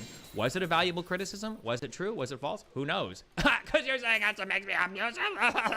Like, it's like, yeah, we'll see it. How does Gisticle respond? Nope, yelling I at did not say that was abusive. I'm saying more laughs to make it you understand how fucking stupid the question was. Wolfgang had some legitimate criticism, and he levied it at you. Okay, Gisticle does a good job, recenters the question. I am returning to town. And he restates the question clearly, right? I do hate Kelly Jean. I Valuable can't or lie. legitimate had legitimate criticisms. Okay, so now let's see. Does Kelly engage with the criticism or find another way to discredit it or refuse to engage with it? Let's find out. Hold on. But I'm asking for the abusive examples. Oh, okay. I'm asking for the abusive examples. So now we don't actually want criticism. Now we want criticism that makes me an abuser. So now we're going to like the most hardcore stuff. So maybe it was like a misunderstanding of the entire conversation topic. But so now it's like, okay, well, any criticism of my character that falls below the threshold of abusive, now we don't care. Okay, so now we've dumped all these, thankfully. And worth listening to? No, I'm not. I'm saying the abusive tactic is you refusing to entertain criticism from anybody. Oh, and then just to go, wow, this is a true debate pedophile. Recenters. So he recenters again. I think the abusive tactic is refusing to engage with criticism, as she's just done. Ever. Kelly has to stop and consider. His point here is pretty inarguable. The point here is pretty inarguable. So I feel like reasonably, remember, are there multiple ways? I only know of two ways to resolve cognitive dissonance. One is to either seriously consider the argument and then adjust your understanding, or two is to find a way to discredit the argument. The healthy cognitive dissonance resolution here would be like, okay, sure, maybe I should engage with that criticism, or we can engage with that criticism. And then the unhealthy ways to find ways to write it off or to avoid it. I don't know. My guess would be something along the lines of like, well, the community said I was abusive, or you said I was abusive, or well, you guys were claiming way worse stuff than just me, interrupting somebody, blah blah blah. But let's see, maybe she'll engage with it. Let's find out. Okay. Oh, maybe. This is like super weak as shit. Like okay, it's a weak criticism. Was there an edit there, or? Okay. This is like. Fuck, there is an edit, so I don't know what was said in between. But so it sounds like we're gonna try to discredit or refuse to engage again. Super weak But as shit. Like I was looking for Kelly, something actually. You get criticized a lot, and can you give me an example where you engage with it publicly on stream? That's a really good question. Okay, so this criticism is weak. Don't care. And then the question is, can you think of a criticism that you do engage with? Okay, now if we get the ultimate mindfuck loop, would be her returning to the very beginning of the conversation and saying like, well, I don't like to engage with it because a lot of it is just sexist or misogynistic or from people that hate me. So it's going back to the original thing. If she does that, that would be the ultimate completion. But let's see if where we're at here. Hold on. The first time you heard it and actually like internalized it and didn't just attack it or dismiss it. Can you, for Kelly to come out really strong here, it would be nice if she could give one criticism or one piece of advice she's gotten and that she's engaged with and that she has made some modification of behavior with. Let's see. Give me an example of that. And I don't know. Or we just don't engage. I'm not really sure what people would consider criticism and me avoiding all of it. I think a lot of times this happens, and it's no like engagement. Oh my God. I understand that, so I don't try to criticize you on stream very much because I kind of understand that that's just a guaranteed loss. Like it just will always not go well. So Well, also, usually I it's try like- to do that in private. Then it makes me feel inclined like you always have to agree or be understanding with criticism if you think it's a bunch of horse shit, right? Okay, so we're discrediting again, right? So all the criticism is bad, all of it is horseshit. You're saying that, and also we're hyperbolizing again. Remember, we're hyperbolizing. Oh, so you're saying that if I haven't agreed with all the criticism, or if I don't agree with criticism, then I must be, delusional, or what if I think all of it is horseshit? What if all the criticism is bad, blah, blah, blah, right? You're telling me that in 10 years of being an online content creator, you haven't thought of it, there's not a single piece of legitimate criticism ever you got from any community ever? I don't agree with having to do that. The idea that I've never once conceded anything or like considered things, it's just like In a heated it's moment not really on true. stream, I feel like that is not conceded. No one's asking her if she's conceded anything. Now she's moved on to like, am I winning or losing arguments? Has the right side of my camera always flickered black? No, it probably was. It's like in my monitor. Stay out. I'm out of here right now. There you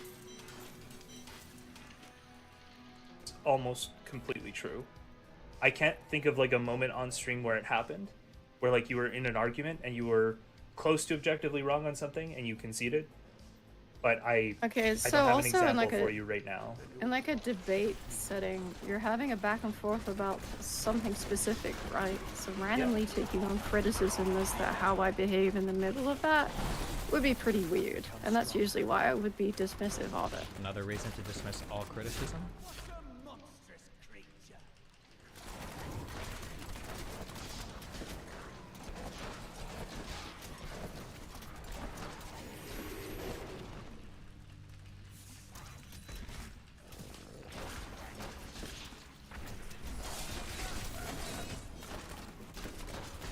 Because why the fuck are you bringing that up? It could be, so I think that's Like, valid for debates. It but can be really think- just like fucking with your head to just randomly drop that. So, Sure. I think that sometimes, maybe most of the time, maybe even all the time, it happens in just conversations as well that aren't really debates. But you can you can have some criticism of something you've said or something you've done. Like I said, the primary example would be you talking over people sometimes, or just like not engaging with them, making them kind of feel bad. I think those criticisms have been valid, and you just haven't, and it's just been in conversations, right? It's not I even guess been so, debating but I also stuff. think it's rude. Oh, we almost got a concession. I guess so. But now we're going to attack the source of the criticism again, right? But I also think it's rude to try to criticize somebody in the middle of a debate, or... To criticize people when they never asked for feedback in the first place. Oh, hold on. We're laying down a stronger axiom. Oh, hold on. So this is funny because she should have just said this in the very, very, very, very, very beginning, right? If this is truly her feeling, I didn't ask for feedback. She absolutely did say that. She should've said been- I didn't ask. Then we could have ended this whole conversation chain right here. As soon as he's like, and it's funny too because like, why would she ask for criticism I get that you think is valuable? Why is she going over any of the criticism Wolfgang has given? Why is she asking for any examples ever? If she feels like, well, why criticism? No, I didn't ask for it, right? It's usually pretty rude to do. But I think sometimes people are trying to like help you, or they're on your side, and you can't see that because they aren't completely agreeing with you. And I think that's what I happened don't in want to Joe's be situation. a girl's girl if it means I have to be a girl's girl with dumb bitches like that. She just did the same thing, attacking the source of the criticism, right? Always the source of the criticism. And I'll be a misogynist instead. Base. I mean, that's and then hyperbolizing, right? Like, oh, so in order for me to be a good person, I've got to be friends with people that are the worst types of horrible people. I'm just going to be misogynistic, right? basically my position, but I'm just saying that I think this still applies, right? Like, I think the problem with you taking criticism on still applies a lot of the time. Like, I don't know, it's not really a poem, I don't know what you call it, but it goes like, that didn't happen, and if it did, it wasn't that. Would you agree that Kelly's main issue is defensiveness? I don't think she tries to be dishonest, but as his defense tactics, hard baked into her personality. Maybe. I mean, like I said, I think that in general, I think that we have, when we talk about cognitive dissonance, okay? So, when somebody brings up something that doesn't synergize with our view of the world, something happens to where there's this schism between like what we're perceiving reality as and what we think reality should be. And when that dissonance happens, you have to resolve it. Humans can't live because of whatever a priori logics are granted in our brains. We can't live with contradictory thoughts. It doesn't make sense, right? Something can't be and not be. Something can't be taller than something and shorter than something at the same time. Something can't, right? There has to be a resolution to these things.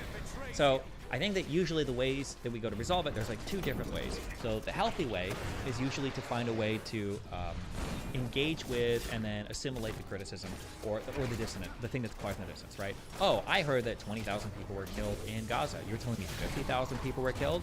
Okay, well, what's causing the disagreement, right? Well, let's try to resolve this. Let's figure it out, right? And then you gather more information, and maybe you find out like, oh, your numbers are wrong, mine are right, or mine are wrong, yours are right, and then you update your beliefs accordingly. Now you've resolved the dissonance, right? Now the reality that's being presented to you coincides with the reality that exists in your mind, right? But in the other world, rather than ever trying to resolve the dissonance by gathering more information or updating your beliefs, in the other world, you seek to actively discredit all forms of outside criticism. So, oh, you're telling me that, I'm being an asshole? Well, that's because you're trying to control me. You're an abuser. Oh, you're telling me that these numbers are real? Oh, well, that's because they came from this source. I don't believe it. That's not real, right?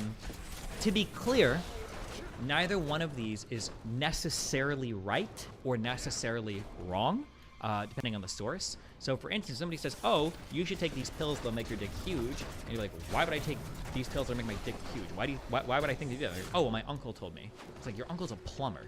I'm good, chief, right? That's a way of discrediting the outside voice. But there might be good reasons to discredit the outside voice.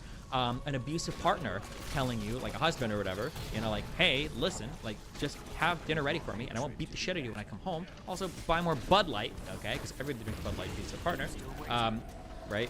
That person hearing that, at some point might say, like, hold on, like, fuck you. I don't care about your opinion on me. This is not relevant. I will discredit your voice, right? And then, it's not, So I'm saying, like, there are times when we can engage in both forms of, like, resolution, and it doesn't always have to be one over the other. But if you find yourself constantly seeking to, like, if your go-to when you get criticism is to discredit the criticizer and never engage with the actual criticism, and this could be personal, it could be debates, it could be politics, it could be relationships, it could be whatever, that should be a warning sign to you. And it should be a warning sign to you with a person that you engage in. If every time you find a person gets criticism, they're incapable of engaging with it and they always blame an outside party, these people don't date them, and be careful if you're friends with them. Not bad. Yeah, you're doing the Darvo memes. Yeah. No, this isn't Darvo. Still applies, right? Like, I think the problem with you taking criticism on still applies a lot of the time. Like, I don't know, it's not really a poem, I don't know what you call it, but it goes like, that didn't happen, and if it did, it wasn't that bad. Yeah, you're doing the Darvo memes. Yeah. No, this isn't Darvo. Narcissist prayer. It's the, narcissist prayer. Is that what okay, yeah. Darvo has become worthless because Darvo is employed by Darvos. It's not like, Darvo basically means that whenever somebody's attacking you, you basically find a way to flip it onto the other person. So you're, there's a whole acronym it stands for. deny, attack, reverse victim and offender, whatever. But basically, yeah. If you find that anytime you criticize somebody, they found a way to flip it back on you, that can be an annoying thing to deal with. Although again, that can be difficult because sometimes it is your fault, and sometimes you do need to be aware of that. So always be careful when you learn about these new like psychological words or tricks or tools. Make sure that you're using them appropriately. You know, like, hey, why do you never hang around anymore? And the other person's like, well, every single time I come over, you call me like a fat fucking loser. And I'm like, Darvo, excuse me, what? How is this my fault? What? Like, well, it might be your fault. So be careful. I will not do that. Yeah, you're doing the Darvo memes. No, this isn't Darvo. Narcissist prayer. It's the narcissist prayer. Is that what okay, yeah. It felt like you were doing that even to Daystock earlier today when he was trying to give you. And she does. Kelly does this like crazy. Remember, it's never, ever, ever, ever, ever her fault. It's always flipping it around to attack the credibility of the person delivering the criticism. Criticisms for how you respond to stuff. Yeah, because I don't think that me not taking criticism well is an abusive tactic, right? Remember, hyperbole. Oh, so I'm an abuser? And then the trivializing. Just because I don't take criticism well? No, that doesn't necessarily make you an abuser. And it's not that you don't take criticism well, it's that you don't take any criticism. By your own admission, she said earlier. Like, oh, like, I didn't ask for feedback, right? So I was struggling to understand how these two things relate. Me not taking criticism well, especially in those types of situations, is probably true. But I also don't necessarily think those criticisms are always valid or good, which is why my instinct is to obviously fight against them, right? And then there's just times where it's a bad time to be giving those criticisms because A, I didn't fucking ask. And when you give criticism without it being asked for, it's pretty rude.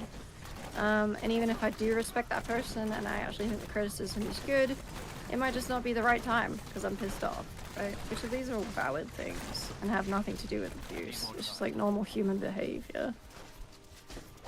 Remember, when you talk about like abuse or pathologies or mental illness or whatever, all of it is somewhere on the spectrum of normal behavior. Every single thing that we could read, for instance, for like borderline, for instance, right? Almost all of these are going to be, somewhat ordinary, right? Efforts to avoid real or perceived abandonment, such as plunging headfirst into relationships or ending them just as quickly, right? Nobody wants to feel abandoned, but people take steps to avoid abandonment, right? Sometimes people do start relationships too quickly, or end them as quickly because they have commitment relation issues or whatever, right? A pattern of intense and unstable relationships with family, friends, and loved ones. I mean, what is a pattern? How intense is intense? A distorted and unstable self-image or sense of self. I mean, like, everybody has issues with how they view themselves and self-esteem. Impulsive and dangerous behavior such as spending sprees, unsafe sex, substance misuse. Like, a lot of people who've smoked some weed, gotten speeding tickets, right? Like, for every single thing, whether we're talking about abusers or mental illness, like, we all have almost all of these traits in varying degrees, generally speaking. So the thing that makes it a pathology is like how the extent of the behavior and how much it impacts your life and your relationships with others, and then inhibits your ability to live a normal life. Sure. Yeah, I think there have been times where you've been talking to people in private and also not really been receptive.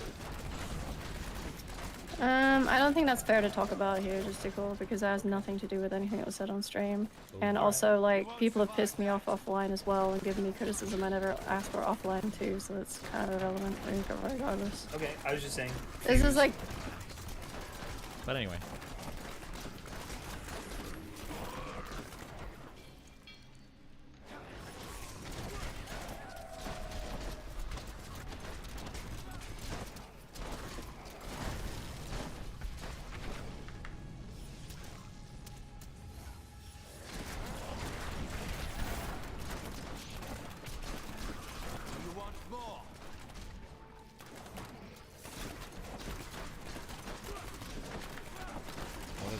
Spicy chat stuff? Or is which Discord servers? How do people pay taxes? You can see mental health professional, get medication, Kelly Jean is correct once again. Anna literally went viral for impression of that dream. I love getting right. Lol W. Nice. 3.5-year-old paste. Oh, this is in Justicle's server? Nice.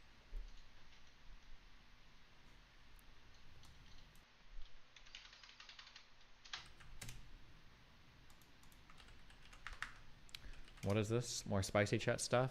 Or is which Discord server is this in? Maybe people pay taxes. You can see a mental health professional, get medication, quality of life, blah, blah, blah. Kelly Jean is correct once again. Anna literally went viral for trash in her bed that grew mold. I love being right. Lol.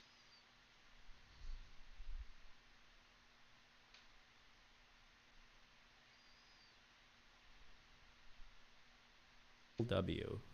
Nice. 3.5-year-old tweet. Based. Oh, this is in Gisticle's server? Nice.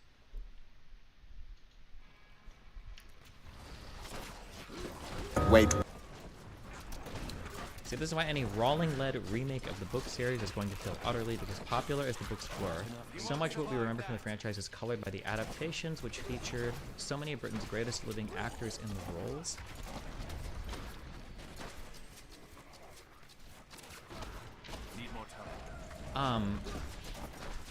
Okay. Kind of true, but also kind of not. I think Harry Potter was like a really weird intersection of the movies were really well done. The casting was unbelievably amazing. Maybe some of the best casting ever, okay? Was amazingly well done. And that plays to us like remembering the movies and everything. But the books were unbelievably popular as well, right? Weren't we through 4 or 5 books before the first movie even came out? Harry Potter first movie release date was in 2001. Harry Potter book release dates.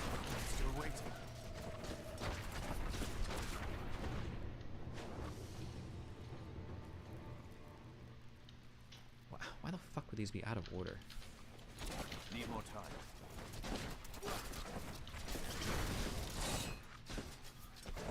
The fact that I'm mindlessly playing through Greater Rift 96s right now is... I think the first movie was announced. It was either testament before or to right this after the fucking fourth build. book. But the first movie didn't come out until the fourth book was already out. And it was already like a worldwide phenomenon. So the idea that like... and I understand why. I'm sorry, fuck me. My bad. I was... Hold on. See, I was trying to take them at their word, but then I remembered the Kelly tactics. I should be discrediting the person based on what they're on what's actually motivating them. This person probably doesn't give a fuck about Harry Potter or any of that shit. They just hate J.K. Rowling because of the transphobe accusations or some bullshit. That's probably what's going on. That, now that I understand, makes this whole thing way easier to understand. I get it. We hate J.K. Rowling because of the because she's transphobic. Therefore, Harry Potter was bad. Boom. Okay. What do you need?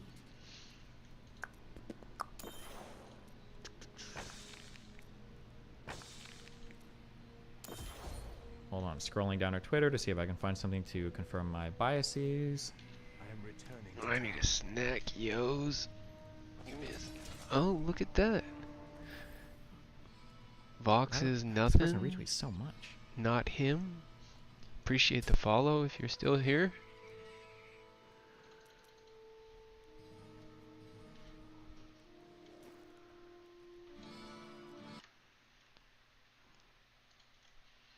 Wonder why we didn't get a chat from our friend there.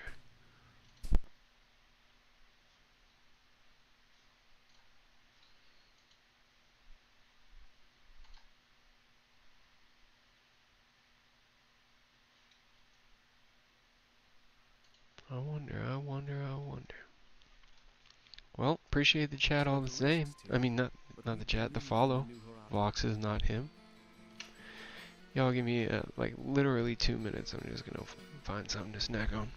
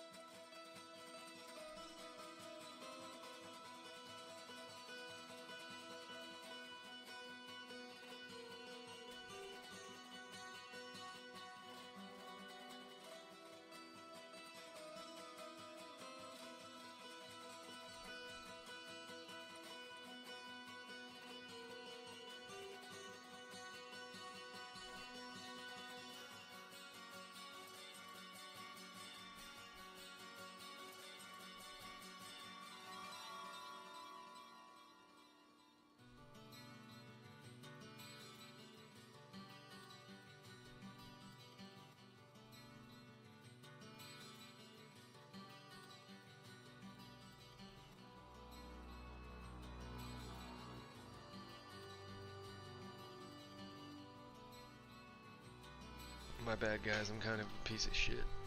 A fat piece of shit.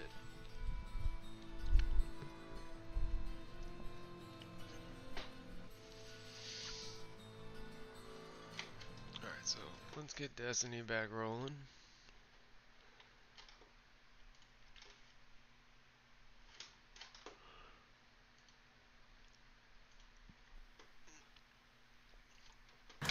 Hey, okay, hold on. Fuck! My fucking breaker flipped again! I don't know why. You're hearing me on my camera microphone. Like, for every single thing, whether we're talking about abusers or mental illness, like, we all have almost all of these traits in varying... The Davo memes. Yeah. Maybe people pay taxes, you can see a mental health professional, get medication, quality of life, blah, blah, blah. Kelly Jean is correct once again.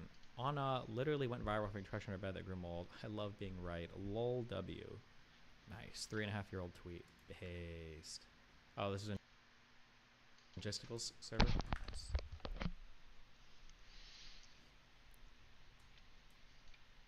Wait. See, this is why any Rowling-led remake of the book series is going to fail utterly, because popular as the books were, so much of what we remember from the franchise is colored by the adaptations, which featured so many of Britain's greatest living actors in the roles. Greatest living, because several of them are dead now. Okay. Kind of true, but also kind of not. I think Harry Potter was like a really weird intersection of the movies were really well done.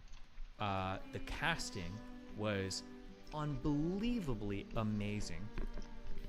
Maybe some of the best casting ever, okay? Was amazingly well done. Kino, baby. And that plays to us like remembering the movies and everything. But the books were unbelievably popular as well, right? Weren't we through 4 or 5 books before the first movie even came out? Harry Potter first movie release date was in 2001. Harry Potter book release dates.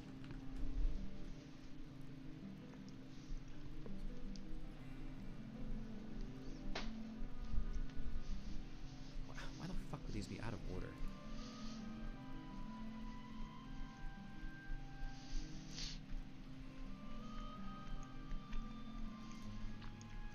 Oh, here we go, sorry. I think the first movie was announced. It was either before or right after the 4th book. But the first movie didn't come out until the 4th book was already out. And it was already, like, a worldwide phenomenon. So the idea that, like... and I understand why. I'm sorry, fuck me. My bad. I was... Hold on.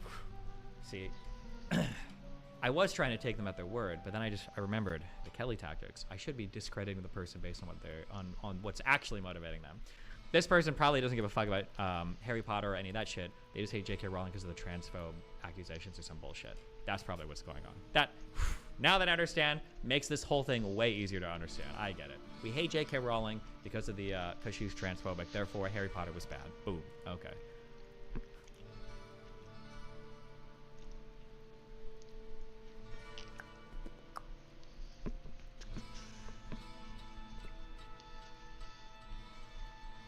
Hold on, scrolling down her Twitter to see if I can find something to confirm my biases.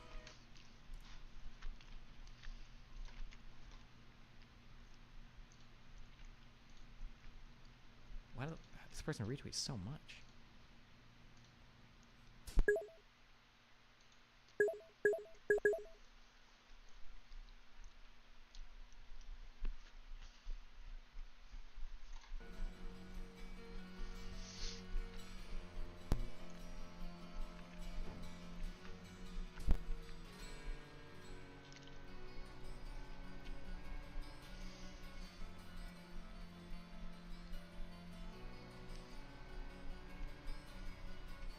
Destiny.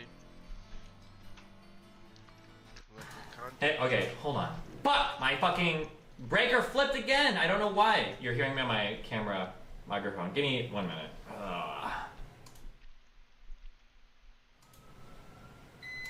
Yeah, I know.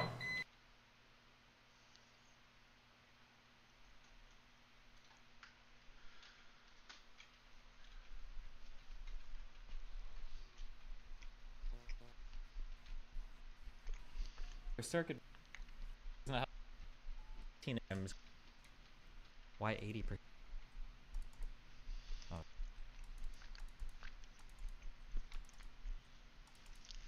Oh, sorry. 80% of 15 amps. Why 80% of 15 amps? I shouldn't even be close to... I shouldn't even be close to tripping this. The lines are really only rated for 80% of the total load long term. I don't understand what the lines being rated has anything to do with it. Wouldn't the fuse only flip if you're exceeding the amperage that the fuse can handle? Anything above 80% will start to trip the fuse. How does that work? Okay, fine. Well, even if I say that, that still gives us over 1,400 watts.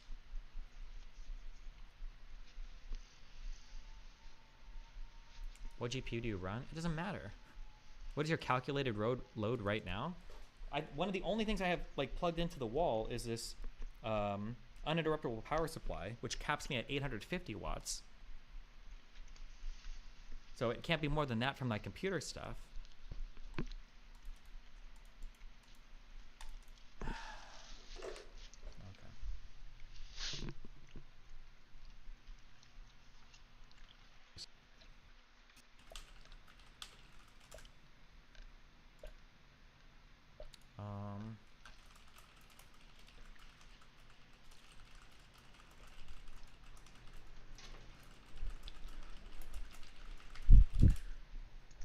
Destiny, what the fuck is this?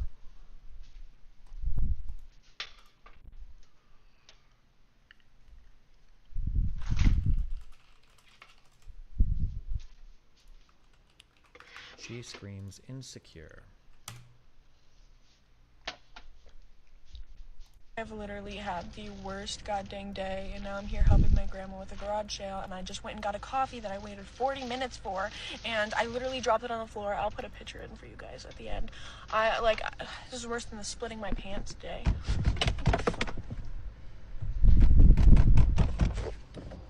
What are you doing out here talking to yourself? I don't know. You over here parked next to my boyfriend. Okay, I'm sorry. Okay, but why are you out here by yourself? What are you doing?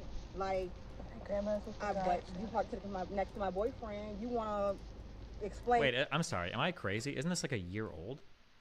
Have we watched this on stream before? Or did I watch this off stream? This is old as fuck, isn't it?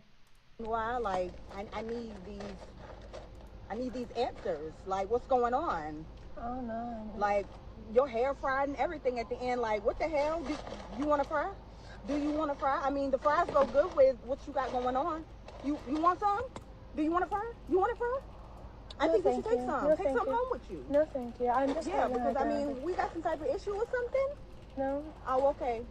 I need you to move out of this spot because it seems like you pressed up on what he got going on. There are other videos like this. This is probably fake. Your boyfriend? FYI, the Harry Potter game that got canceled was the best-selling video game of 2023. Yes. I think you should take some fries. You want some? You want some? No, thank you. I think you should take some. Take some home with you. Hey, they're like falling. Oh, there's one in my lap. I think you should take some. Take some. You want a fry? No, Do you want a fry? no. If it goes good with your hair. Your hair's fried. This was my coffee, by the way.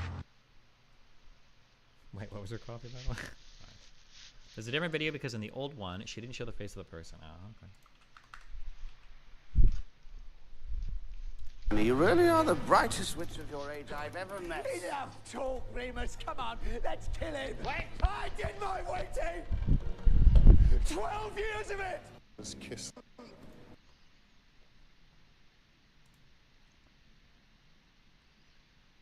The only thing that sucks about Harry Potter, and I don't fault him for it, okay? Because obviously, the other guy died. But when they replaced the Dumbledore actor, the first Dumbledore actor, I think, was... I don't know if the first Dumbledore actor was better, or you just got more attached to him, and then when they replaced him, it was like, fuck. But...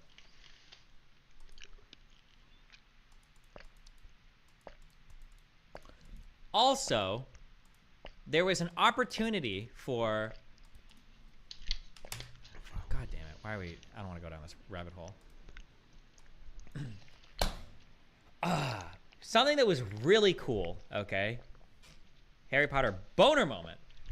Something that was really cool in Harry Potter was they had like one really cool magic battle. And it was Dumbledore versus Voldemort. And I don't know why they didn't ever do more of this, where you had like high-level magical people like using like really crazy big spells and like creative use of magics and like the water and the fire thing and then like the glass shards and the dust making shit, like that like kind of thing. I thought was like really cool. I don't know why they didn't ever have anything else like this, and instead the whole series reverted to like this shit, like the Dragon Ball Z, like this shit. I don't know why everybody did this. I wish they would have had more creative stuff.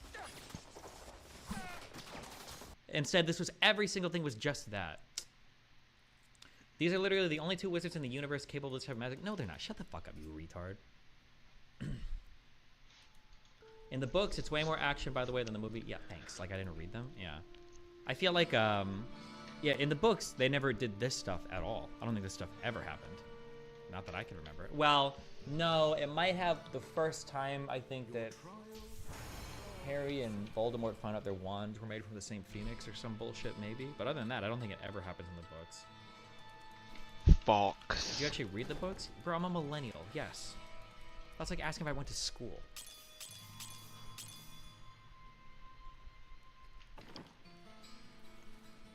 I fox with them. Magic systems are notoriously lame as fuck. Are they? Is there any movie or book that does magic like really well? That would not be wise. I'm wounded.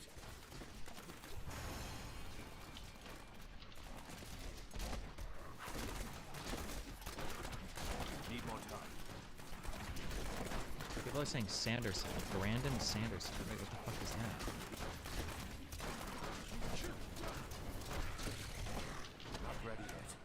Facts, Brandon Sanderson is the fucking goat of magic systems. Here comes the Sanderson circle jerk. No, I'm asking for movies. Fuck books. Okay. Movies or TV shows. Still waiting. Or anime. Fuck it. Something I can watch on TV screen. Sanderson circle jerk. Sounds like we got a hater, boys. I'm injured. Need more time. I need healing. You won't survive that. Sanderson's great. Hunter x Hunter is known for its system. You know what? If you wanted to make a really good magic system that was like super cohesive, you know what you should do? This would be the way to do it. Okay. This would be the way that you would do it. Okay. You would create a magical system. You would implement it in D&D, and then you would hold tourneys to have people kill each other in D&D to find out like what works and what doesn't.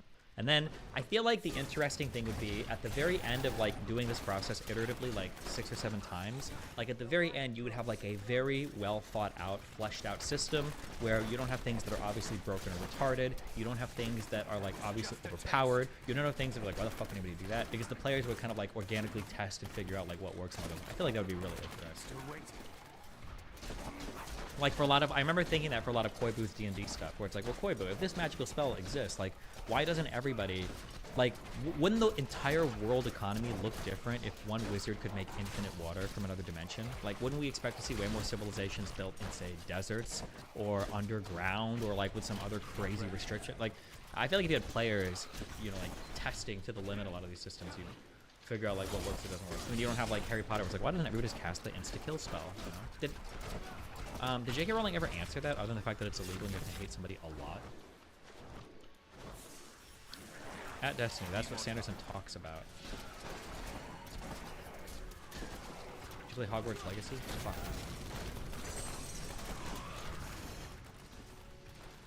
Feel my wrath.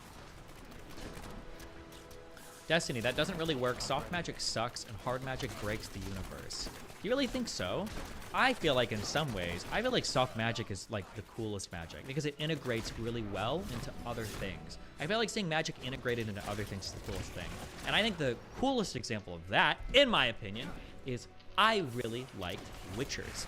I thought that Witchers having like limited magical abilities that they use to synergize with the other things they do, I really liked that concept. I thought it was really cute. I thought it was really well done. I thought it feels cool. It's like impactful without it being like breaking. Not from a game mechanic Quinn spam point of view, but just like in general, like I feel like that idea was like really cute. I like that.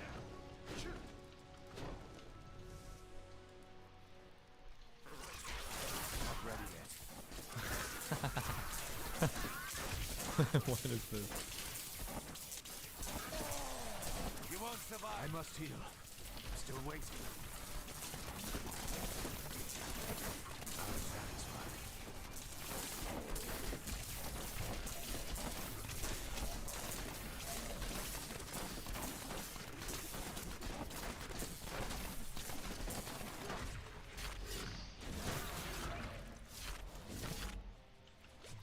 I'll need more time.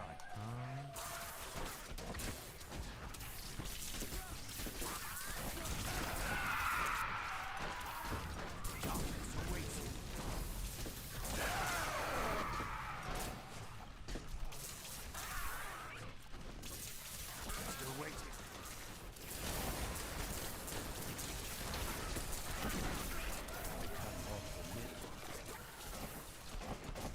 I come.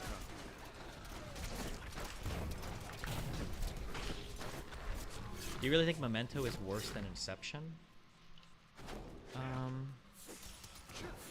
Memento was pretty good. I give points for people for being ambitious. And Inception was definitely more ambitious. Memento was pretty good. Yikes, fam. What the fuck? Wait, what the fuck is this? They set an anime in a real life room that like people rent to film in? Is there like a reason for this? Is it like a meme or? Also, as a real quick thing, anybody that upscales shit and makes it 60 FPS and throws it on YouTube, this is a crime against humanity. Even when you do it to real life stuff, but when you do it to animated stuff, it's even worse. Why would you ever do that? Cringe. Need more time. It's the Dark Knight Batcave. Yeah, it's that room is like apparently gets rented out for a lot of things. People noticed it when somebody made a music video in that same room too. I don't remember the music. Apparently it's like a popular studio thing you can do. Still waiting.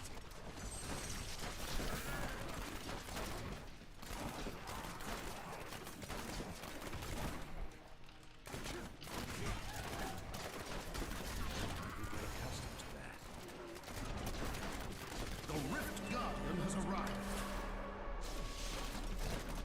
Name any other movie that was filmed in reverse? What do you mean filmed in reverse? Why couldn't Thanos just double the resources? Because I thought part of what Thanos' mission was to like teach people a lesson in like conservation and like being grateful for what they got. I thought that was like part of his message or whatever now. Need more time.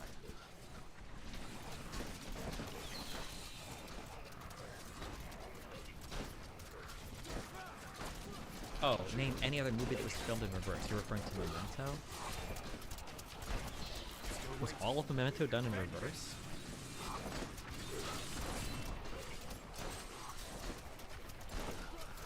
So you don't even know anything about Memento, bro. Fuck out of here.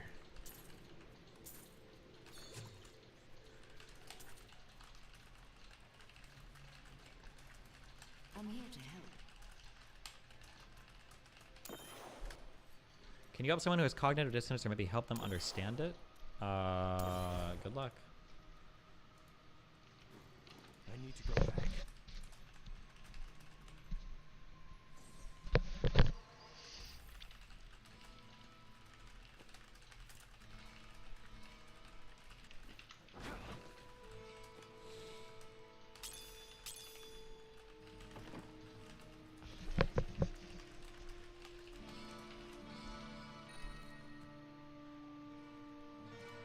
Rules of Magic Writing by Sanderson.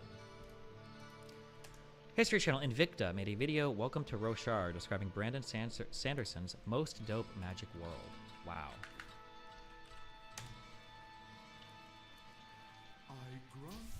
Sanderson's laws of magic include the following. What's like a book that this guy's written that everybody jerks off? 1. The author's ability to resolve conflicts in a satisfying way with magic is directly proportional to how the reader understands said magic. True. 2. Weaknesses are more interesting than powers. Generally true. 3. Expand, don't add. Definitely true.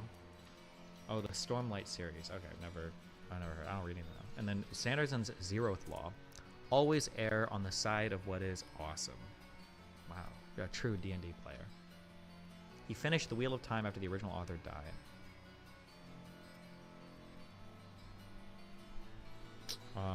What does that mean? What does it mean? I would argue, in before he's got an exact video disagreeing with exactly what I'm about to say, but I would argue that Death Note is a really, really, really good example of all three of these rules, maybe. So the author's ability to resolve conflicts in a satisfying way with magic is directly proportional to how the reader understands said magic.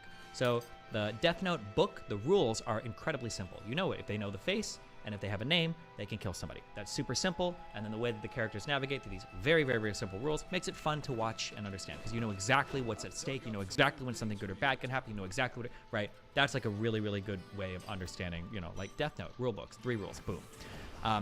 Weaknesses are more interesting than powers. I don't know if Death Note necessarily shows this. Maybe the fact that the main character is human, right? Like he can die just like anybody else. Expand, don't add. I would argue that expanding means that you take a rule set or a certain magical thing and you kind of like, you deepen your understanding of it, or you deepen its ability to integrate with the world, rather than just like adding a new thing. Like, oh, like this guy has the ability to control water, and if he wants to like blow up a building, instead of giving this guy a new second spell that causes buildings to explode, you know, you make him so he's able to manipulate the water in a way where it moves so fast it can crash into the structure and blow it up, something like that. Like expand instead of adding. I feel like adding in sequels especially, I feel is very unsatisfying, because it's like, oh, cool, there's another new crazy spell. Yeah, DBZ probably has the biggest problem with that. Or no, there's probably lots of things that, yeah. Oh, that's true too. Maybe Light's weakness could be his narcissism, but you never really see Light's weakness come into play much until season 2, which sucks. So, and then always err on the side of that which is awesome. Hopefully, if you do these 3 rules really well and you write really well, hopefully this happens like naturally on its own. But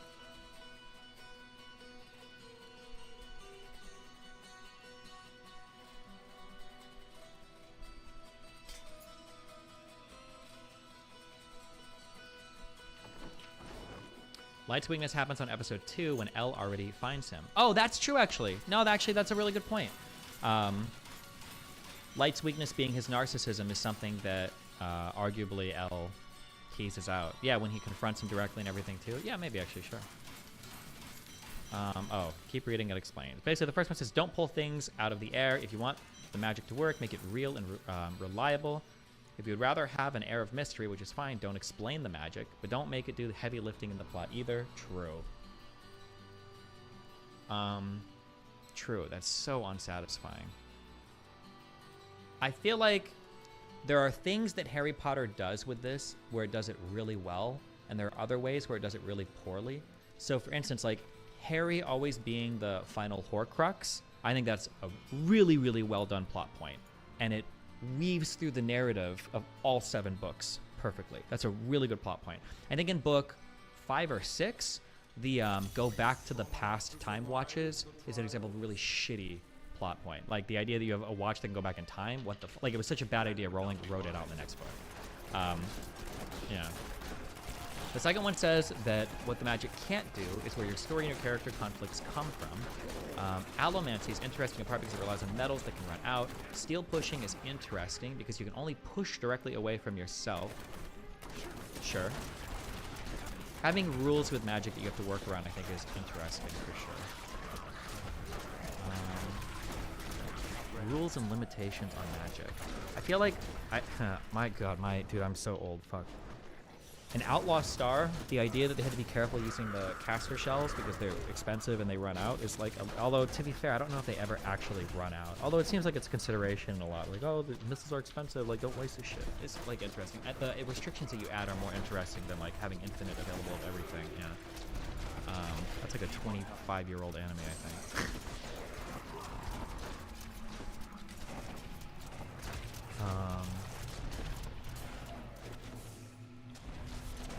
Oh, true. Yeah, I should be using a slightly more recent anime. Steins Gate, I think, was really interesting. And that as long as you understand the time travel things, it's like pretty easy to understand.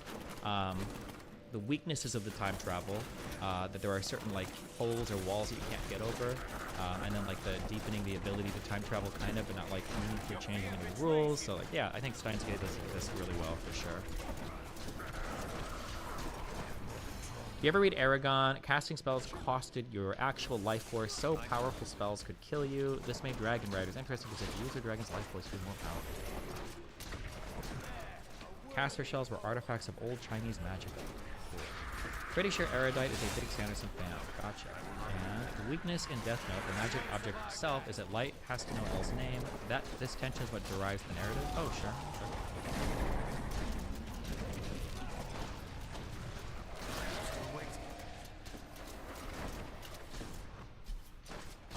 The big problem with DBZ was that there was never a limit to power levels. I don't think so. I think the big problem with DBZ was the expansion, or I'm sorry, the additions.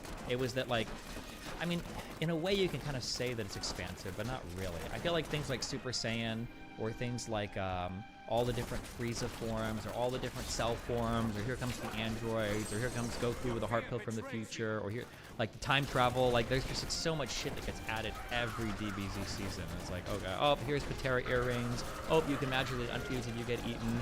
Oh, you can die 50 times to come back to life. Oh, there's another set of Dragon Balls, thank God, on every planet. Oh, there's an, like, it's like, okay.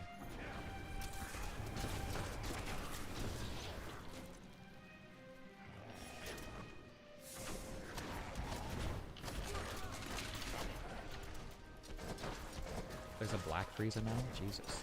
Who's your favorite character in Outlaw Star? I am that lame anime/video game player who always loves the protagonist. The best character in Outlaw Star was Jean Starwind.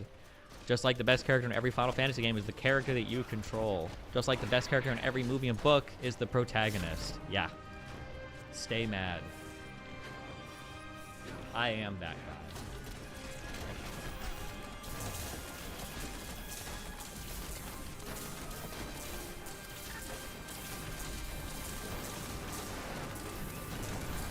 VV greater than Zidane? What does VV even do? Isn't he just like the little black clone wizard guy that, who cares? Did I miss a whole plot point with him? Why does everybody jerk him off so much? Wasn't he like a created person? The little black wizard dude? I don't remember. Don't remember, don't care.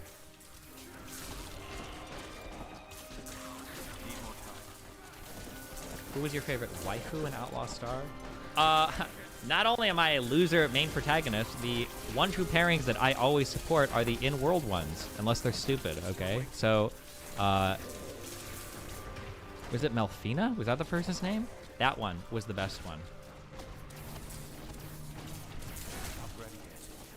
With a very, very close second going to the girl with the wooden sword.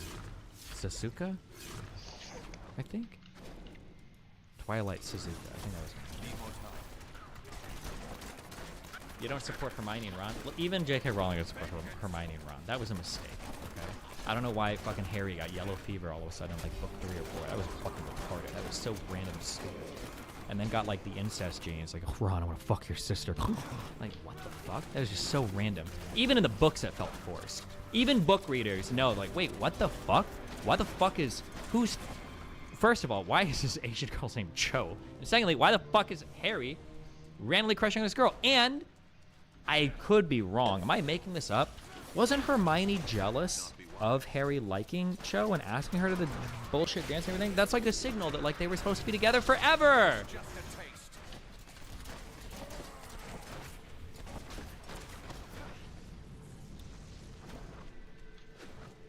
Who else are they supposed to pair Ron with? His fucking sister? Ron gets paired with no one. He's a loser. He doesn't deserve anyone, okay? He gets nobody. Ron can go date Luna. Okay, they're perfect for each other.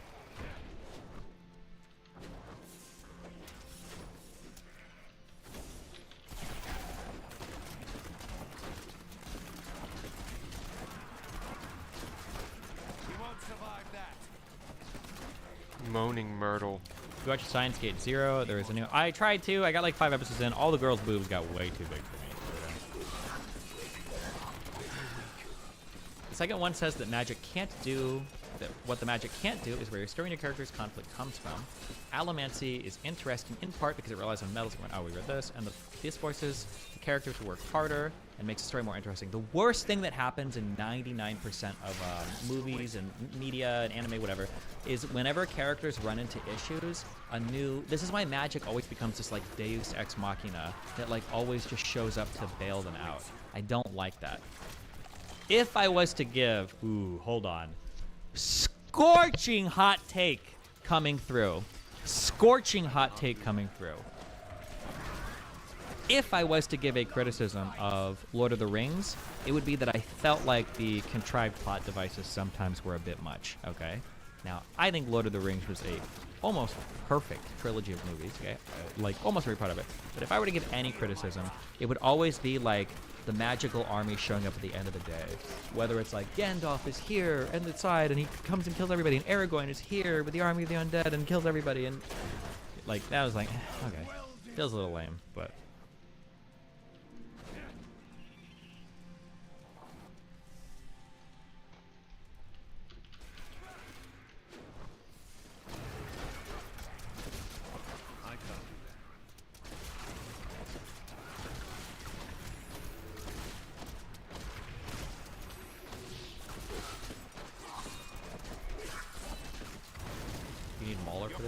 Which movie is Hermione most attractive, and why is it the second movie? Jesus Christ. It's whatever one she legally enters the age of consent, okay?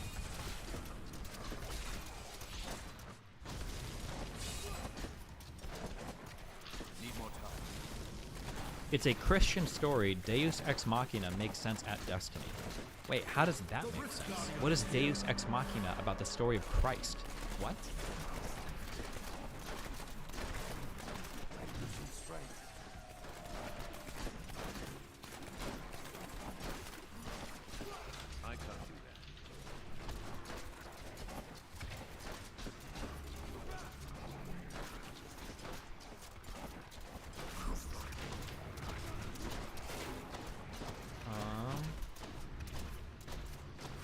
Cho is the one who was jealous of Hermione, were they? I don't know. I just know Hermione and Harry were supposed to be together forever. I got fucked up, okay. What was the worst parts of Attack on Titan in your opinion? I think Attack on Titan suffers from that quite a bit as well. Although it gets better towards... I still haven't watched the end of that, the last 2/3 of the final season. I feel like there are times where Attack on Titan gets really good at deepening the world, and then there are other times where it gets really bad at like expanding the world. Like every time the Titans gain new powers or something new is revealed, I was like, ugh, okay, whatever. But then there are other times where it's like, oh, they've taken the understanding of the things and they're like doing cool things. What is this fucking fails at 80%? What anime would shit? Muhammad the Prophet like? I don't know. Do you think the resurrection cheapened Christ's death? The writers made the consequences of the crucifixion not matter. Sort of like with Dragon Ball. Yeah, but we always knew he was going to get resurrected. That was kind of the point, right? Well, isn't that nice? What a steal. I can't carry it. When Raynor transferred his consciousness into his spine? Did that happen in the first... Did I just forget that part, maybe? I don't know. Attack on Titan is constantly adding on and suffers from the characters too cool to talk that are hard to develop thing? Maybe, yeah. That was how Raynor... Oh, yeah, because he was going to get shot in the head by that one Marley girl, maybe? And then he... Yeah, I don't remember. That was... Yeah.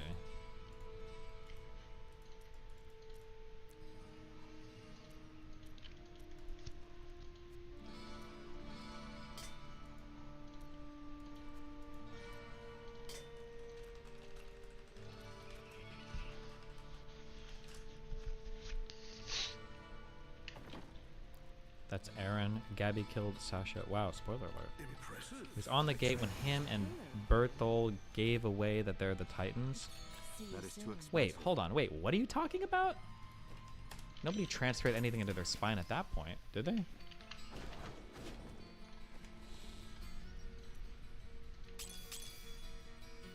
Does Deus Ex Machina work better or worse for you when it's been foreshadowed? Well, if it's foreshadowed, then it's not really Deus Ex Machina, no? Bunch of play games anymore? I don't know. Vivance killed the urge. Maybe I will. Maybe we'll find a game eventually. Watch House? Bro, I watch so much House. Bro, you know what I forgot about? The coloring on this show was so crazy in the early seasons. Was it in this video?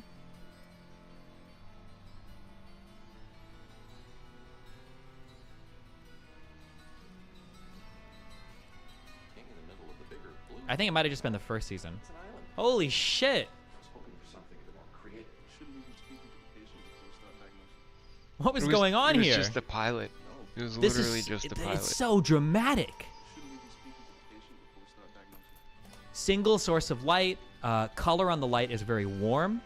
Either no lighting or something very, very dim here. Is this just the pilot episode that looked like this? Was it? Thank you. Lots of shadows. Where's that one guy, Como Se Dice? He would love this. The guy that always gives me lighting advice. Insanely dramatic. Oh, it was only the pilot that was colored like this? Call it suck the dick. Levi almost cut off Raynor's head at season 3, but Raynor transferred consciousness. Wait, when? Levi versus Raynor. Almost cut off. I don't remember this. And he transferred his thing into his spine?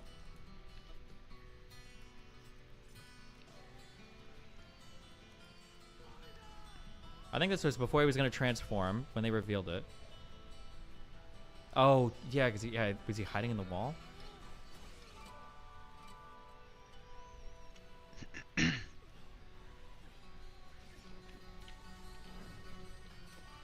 didn't even cut his head off. Oh my god, I forgot there's English.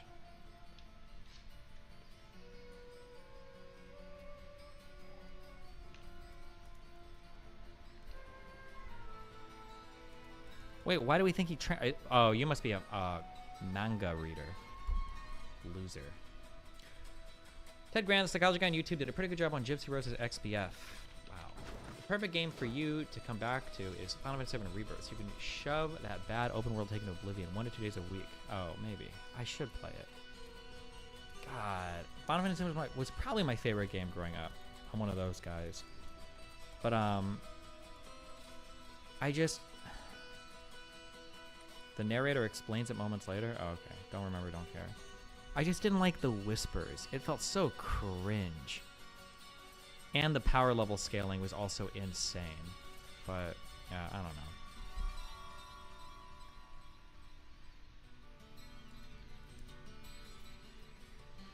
know. Wait, what did he say?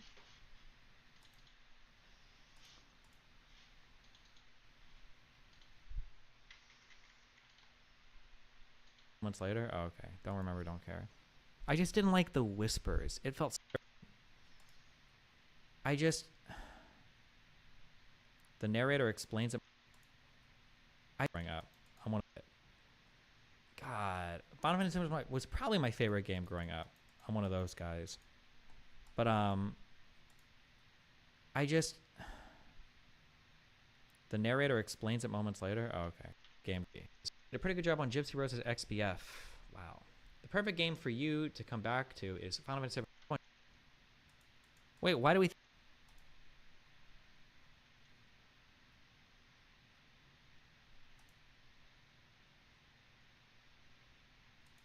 Wait, why do we think he...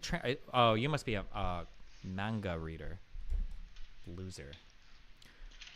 Ted Grant, the psychology guy on YouTube, did a pretty good job on Gypsy Rose's XBF. Wow. The perfect game for you to come back to is Final Fantasy VII Rebirth. You can shove that bad open world taken to oblivion 1 to 2 days a week. Oh, maybe. I should play it. God. Final Fantasy VII was probably my favorite game growing up. I'm one of those guys. But, I just... The narrator explains it moments later. Oh, okay. Don't remember, don't care. I just didn't like the whispers. It felt so cringe. And the power level scaling was also insane. But, yeah, I don't know.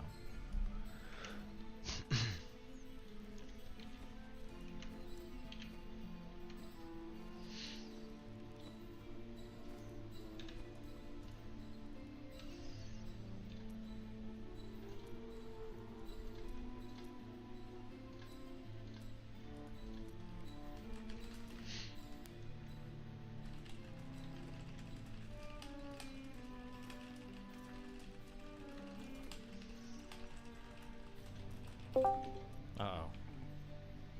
Wow, the Dark Device, thanks for gifting 5 subs. You really didn't like the whip? Nice that your mic cut out at the very end of your sentence like a fucking retard. Yeah, my bird streamed. I'm saving you the trouble of having to hear the yelling, okay? You didn't like the whisper? Not really, no. Okay, listen.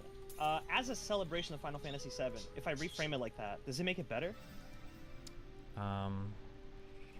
If you look at the game, not as like this remake, but the celebration of the franchise, does that not ease for you the idea that like these whispers are representative of the expectations of players, and these characters are literally breaking free of like being tied to the game? I think there might be like a meta way to do that, but I just felt like the whispers were really lame. Did you watch the Matrix 4 movie? No, but I heard so many people talk about how fucking... I'm going to be super honest with you. I feel like if you watch The Matrix 4, I feel like maybe it's like 15 to 30 minutes into it, I was so ready. I wanted to give such a contrarian take on this because I'm ready to hate it. 15, 30 minutes in, I was like, there is actually the potential here for this to be like such an unbelievably amazing like meta commentary on everything, but then it's just absolute fucking dog shit for the entire rest of the movie, and it loses all of that. There was a point where it could have been. It could have actually done it, but then they were just like, oh, this is dumb. I feel like there are ways to do things well, and I just don't think the whispers, I just don't think that was it. I don't know. Do you feel like Part 2 could redeem any of that? Or is it just Well, bad? I mean, I thought, weren't they getting rid of them completely? They are, but the idea is that now... Oh, fucking birds. Now that Cloud and the whole crew broke free of this, like, sealed fate, destined fate, Sephiroth too, right? What happens next is up in the air. That's the setup. So the whispers aren't there anymore, they're gone. But now, like, it's just set up for what comes next. Sure. This big, like, anything can go down. And if that's the case, I feel like the whispers, as cringe as they were a pretty cool representation. And again, like, Tetsuya Nomura, I hate the fucking guy, but he's working towards making this idea of, like, spectacle, right? That's what he's good for.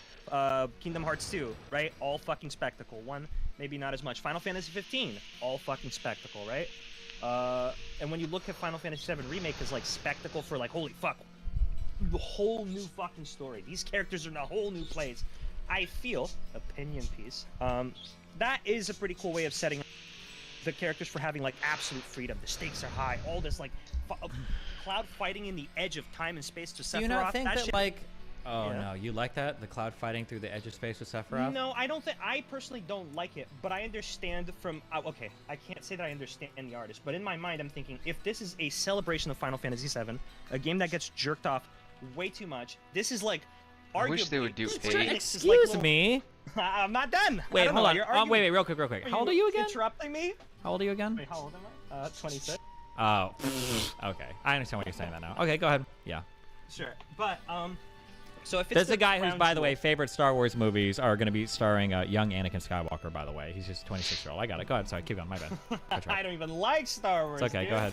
But so if it's Square Enix's crown jewel, right? I don't think the fighting on the edge of space was cool, but I can understand that they want to make this the biggest fucking bang possible, right? And if you look at it like a celebration, right? They want to do wrestling. They want to go loud. They want to go big. They want to go monumental. In my opinion, I agree with you that it was too much for the first game, right? But this is me trying to be charitable and understand why they would make such decisions. And when I look at it that way, for me, it's much more understandable. This is a big bang, and we're going to go into new territory.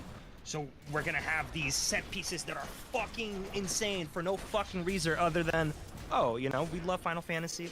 This is a new place we're taking you to, and we're getting you to freak out. We're getting all the fans to soy out lately, okay? Cringe. Okay. Okay. Firstly, if we wanted to do, like, this whisper shit, like, wait, firstly, did you play Final Fantasy 7? I've watched people play it. I'm not doing fucking That's RPG. fine. Fuck that. When you, oh, but you'll do open world fetch quests. Like, oh, I got the 14 different chocobo tails, and I took it back to the guy in the city, and then he gave me a piece of upgraded dick cloth, and now I can upgrade my cloth armor that I'm going to trade out in 2 scenes when I open a chest and get a random, like, RNG rolled purple rarity. Fuck you. Okay, sorry. Is this you trying to do the web? I don't even like open world games. Yeah, I did web you. This is you trying to do the web. Get web. You literally play Monster Hunter, okay? Like... That's not open world, you lunatic. That's like arena I just fights. Kane said Monster Hunter, so I just thought it was okay. That guy's the range. Okay. Okay, here's a couple things. One is, if we wanted to do the whisper stuff, I feel like there's already enough in-world stuff that exists in Final Fantasy VII that we could have used to somehow effect the same outcome. So, for instance, there's two like kind of weirdo things I think that they could have explored. One is actually, as much of a Final Fantasy VII fanboy as I am, I still don't know the answer to this. Cloud at points in the game has a weird voice that talks to him in his head when he's sleeping. They could have leaned into that as like being like maybe a revealer of the future or something that could happen that would have been what we would have been aware of in the past Final Fantasy VII game, or something related to the live stream, because apparently the live stream knows all and does that fucking shit too. They could have leaned into that too. We have like two in-world things that are already like super powerful and sometimes prescient and have more knowledge than the main character. Why not lean into those things instead of adding a whole new element with this cringy whisper shit and trying to like make that a thing that they're now apparently going to ditch after game 1? So we don't fully know. My guess is that, and I could be wrong, I thought the voice thing was Sephiroth. I thought, if I remember correctly, Sephiroth was trying to like guide Cloud towards doing certain actions. There's two. I think it's actually undecided. I think with fans, but there are two things. One is some people say that it might be Sephiroth. Other people say it's Genova, and then I've heard the argument that it's Cloud's true self trying to break through. And then I've heard the most compelling argument is that at different stages of the game, it's different voices. I think. But those are, because there are a couple, because I think if you believe that it's Sephiroth or Genova the whole time, there's like one or two of these scenes that break that idea. I think you're like in bed and he's like encouraging you to like ask Tifa what really happened that day. And it's like, well, why would Genova or Sephiroth telling you that? It's not, I don't know, but regardless. I'm just saying, like, regardless, that was like the mystery voice or whatever was there. Why not just like lean into that? I think, and again, this is levels of copium that, if you make fun of me, I understand. From what I understand, Sephiroth is one of the few people that have an understanding that the original game was an alt timeline, and the ending of the original game, for some reason that we don't know yet, is a bad outcome. It's not a good thing. Well, wait, what do you mean? It is a bad outcome. Wait, bad outcome for who? Well, I don't know. Okay, so by the end of the remake, we get a glimpse of the ending of the original game, where is the planet's name Gaia? Is that what it is? I don't remember. But like Midgard is taken over by like forest, and the world is healing. It's Red 13, and he has like little pups, and you can't see anyone anywhere. The implication of remake is that somehow that's a bad ending. Not sure why, but it is. Where was that implication given in the game, or in the DLC, or in the trailer? No, I thought it was in the original remake game, because I think like Barrett or Aerith or Tifa, somebody says like, oh, we don't want this future, or something like that. Now, mind you, it wasn't clear enough that just the fact that they were tied to fate was the bad thing, or if the ending of the original game was the bad thing. It could be one or the other. I don't remember. That's literally at the end of the credit. Yeah, I don't remember. I thought that the ending of the first game is supposed to be good, because... I thought so too! But maybe they changed it or whatever. Yeah, supposedly it's bad. So the idea is that if Sephiroth is the voices in Cloud's head, supposedly they can't use that because Sephiroth is trying to change that, right? Like, so Sephiroth is not going to be going in Cloud's head. Apparently has different plans for what he wants to do. Same with Aerith, right? Aerith is constantly pushing them kind of like a little bit away from fate. It seems like she almost knows that she's going to die. Yeah, but right? she has to, right? Isn't that the good ending for her, is dying? I want to say yes, but it's Tetsunomura. The guy's a fucking weirdo, okay? Okay, cringe. This is all cringe. None of this. I'm not convinced, okay? Not convinced, all right? No, that's fine. I'm just that's one thing. Reframing makes it better. Okay, that's one thing, number one. Okay, number two, okay, this is an issue. Now, I thought for a while, maybe I'm just like retrospectively or retroactively nostalgic and trying to find reasons why I like different games, or whatever, but I don't actually think so. I think this is true, and I think this is a theme. I think this is a theme in almost all Final Fantasies. I think it is like definitionally Final Fantasy. One of the things that makes a Final Fantasy game, well, at least prior to like 14, I think, one of the things that makes Final Fantasy a Final Fantasy game is usually there are moments where the world becomes or the conflict that you're involved in becomes way more expansive. You'll start off as like a character that's on like a small like mission to do something, and then all of a sudden it becomes like, oh my god, this is involving like way more shit on the world, and then all of a sudden at some point it goes, oh my god, this is otherworldly.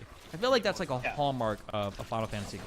So for 7, obviously, it's the whole goal is to destroy, you know, Midgar's reactors, and then the expanse, like, oh my god, we've got to destroy Sephiroth, like he's this crazy dude, and then it expands like the whole world. Meteor, right? Yeah. Yeah. Like in the in the end of the game, you're always fighting like some otherworldly godlike figure. I'm pretty sure this is true in 8, 9, and 10. I didn't play 11 at all, or 12 or 13, so I can't speak to those. But this is like true of like almost all of these, right? 9, you're a Zidane, you're a little thief dude, you get the princess, and then it's always otherworldly shit at the end. 10, yeah. Yeah. So in Final Fantasy VII, if you end the battle with this like otherworldly epic fight with like God Sephiroth and your whole team are like gods, and now at the start of the next game, now we're just gonna be moving out of Midgar. It's like, was it a dream, I guess, or? Oh God, I wish I could tell you what some people say, and what I like to believe because I'm charitable, is this idea that they were fighting at the edge of their original timeline, their reality. That's why it was so wild and expansive. They're at the edge of the universe of the original game, and that's them breaking out supposedly. But I can't give you. I guess it's just like so much, and so like, and I understand if this is like the game that you want to make and you do this, but then it just feels like we're a little bit like, it's gonna feel weird, like going from this fight at the end of the universe on floating islands to like, oh, we're gonna walk to Calm, and then hopefully we can get chocobos to like cross the marsh, you know? That is going to be really fucking weird. I agree with your criticism that having this level of spectacle, in my opinion, it's going to be hard for them to, even for the ending of the series. Like, I don't know how they could go even more extraordinary than this for like the final part of the remake. We also miss, having these levels of fights also makes us miss some of the coolest parts of the theming of Final Fantasy VII, of comparing... Earning that final... what? Is comparing Cloud to Sephiroth. You remember that sequelitis guy, Ego Raptor? Yeah, I do. Do you remember the thing that he made on like Mega Man or whatever, Mega Man X? Yeah. Yeah, how they compare him to like the blaster guy, and then eventually he beats him in the end, blah blah blah. Similar moments happen in Final Fantasy VII, where you know, you learn about this legendary Sephiroth dude, and he's crazy, and then you break out of the Midgar and you go to Calm, and they start talking about the past, and then you get to play a small section of the game with Sephiroth in your party, and he's got like 3,500 HP. He's got this, he one-shots everything with a sword. You can't even unequip his materia, because when you try to, it gives you that error message, and then he talks shit to you. All of his materia is mastered, so like you're using like Bolt and shit, and he's got like Bolt 3, Fire 3, Ice 3, like, oh shit, he's like so cool. And now like, well, the comparison is like, well, fuck, you've already basically beat him at the end of Final Fantasy VII Remake. Like, why do you even... Yeah, and I feel like we lose all of that, which is a big part of, I think, the game. Yeah. Yeah. I want to do so much lifting on behalf of this game because I want to be good. Because I personally just don't like the idea of just... Yeah, I personally think that it's fucking cringe to just remake games forever. I agree. I am all for Not saying you can rebuilds. just remake it. I think you can rebuild or even like do like a quasi-sequel, which is what this game is. But yeah, they've broken. It's like something meaningfully different now in like it's just like a whole new game. Like not even like they're doing new stuff, but like they've changed like fundamentally to like what made the first game like really cool, I think. Like even trying to like, oh god, I forgot this moment happened. I'm cringing. Where they tried to do at the end, I guess they, where Sephiroth and Cloud are like about to fight and they cut the camera back and forth.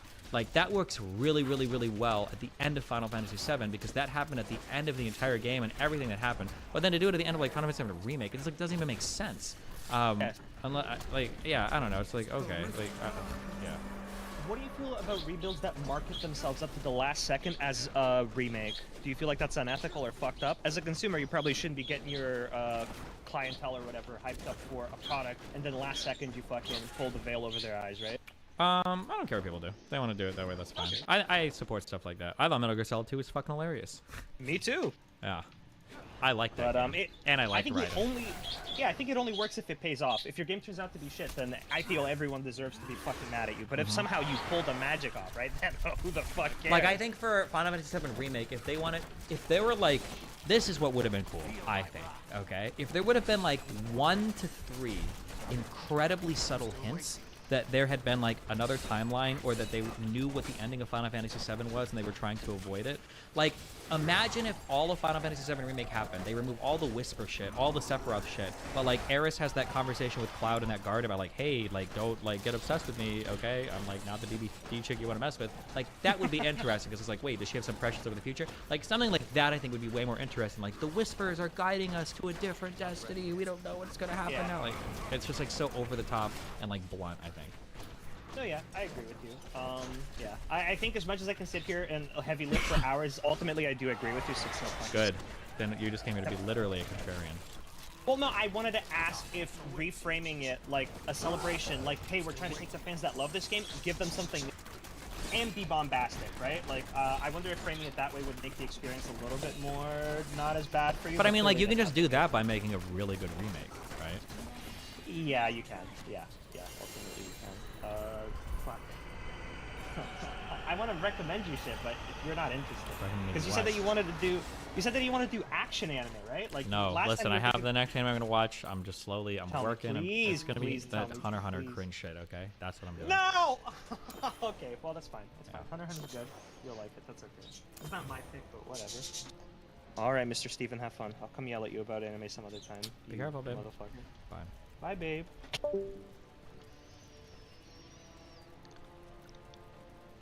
The remake is a sequel. Sephiroth did not die, survived in the live stream, turned back time. Whispers tried to make the first ending happen and characters broke away, so now future found out. Listen, okay, time travel, Final Fantasy VII, alternate universes. Final Fantasy VII's plot, unbeknownst to some, is already a convoluted fucking disaster, okay? As much as I love the game, there's a lot of weird shit in it. I don't think they needed to add more or tighten it. I don't know. Final Fantasy VII Rebirth, official trailer. Oh, another trailer.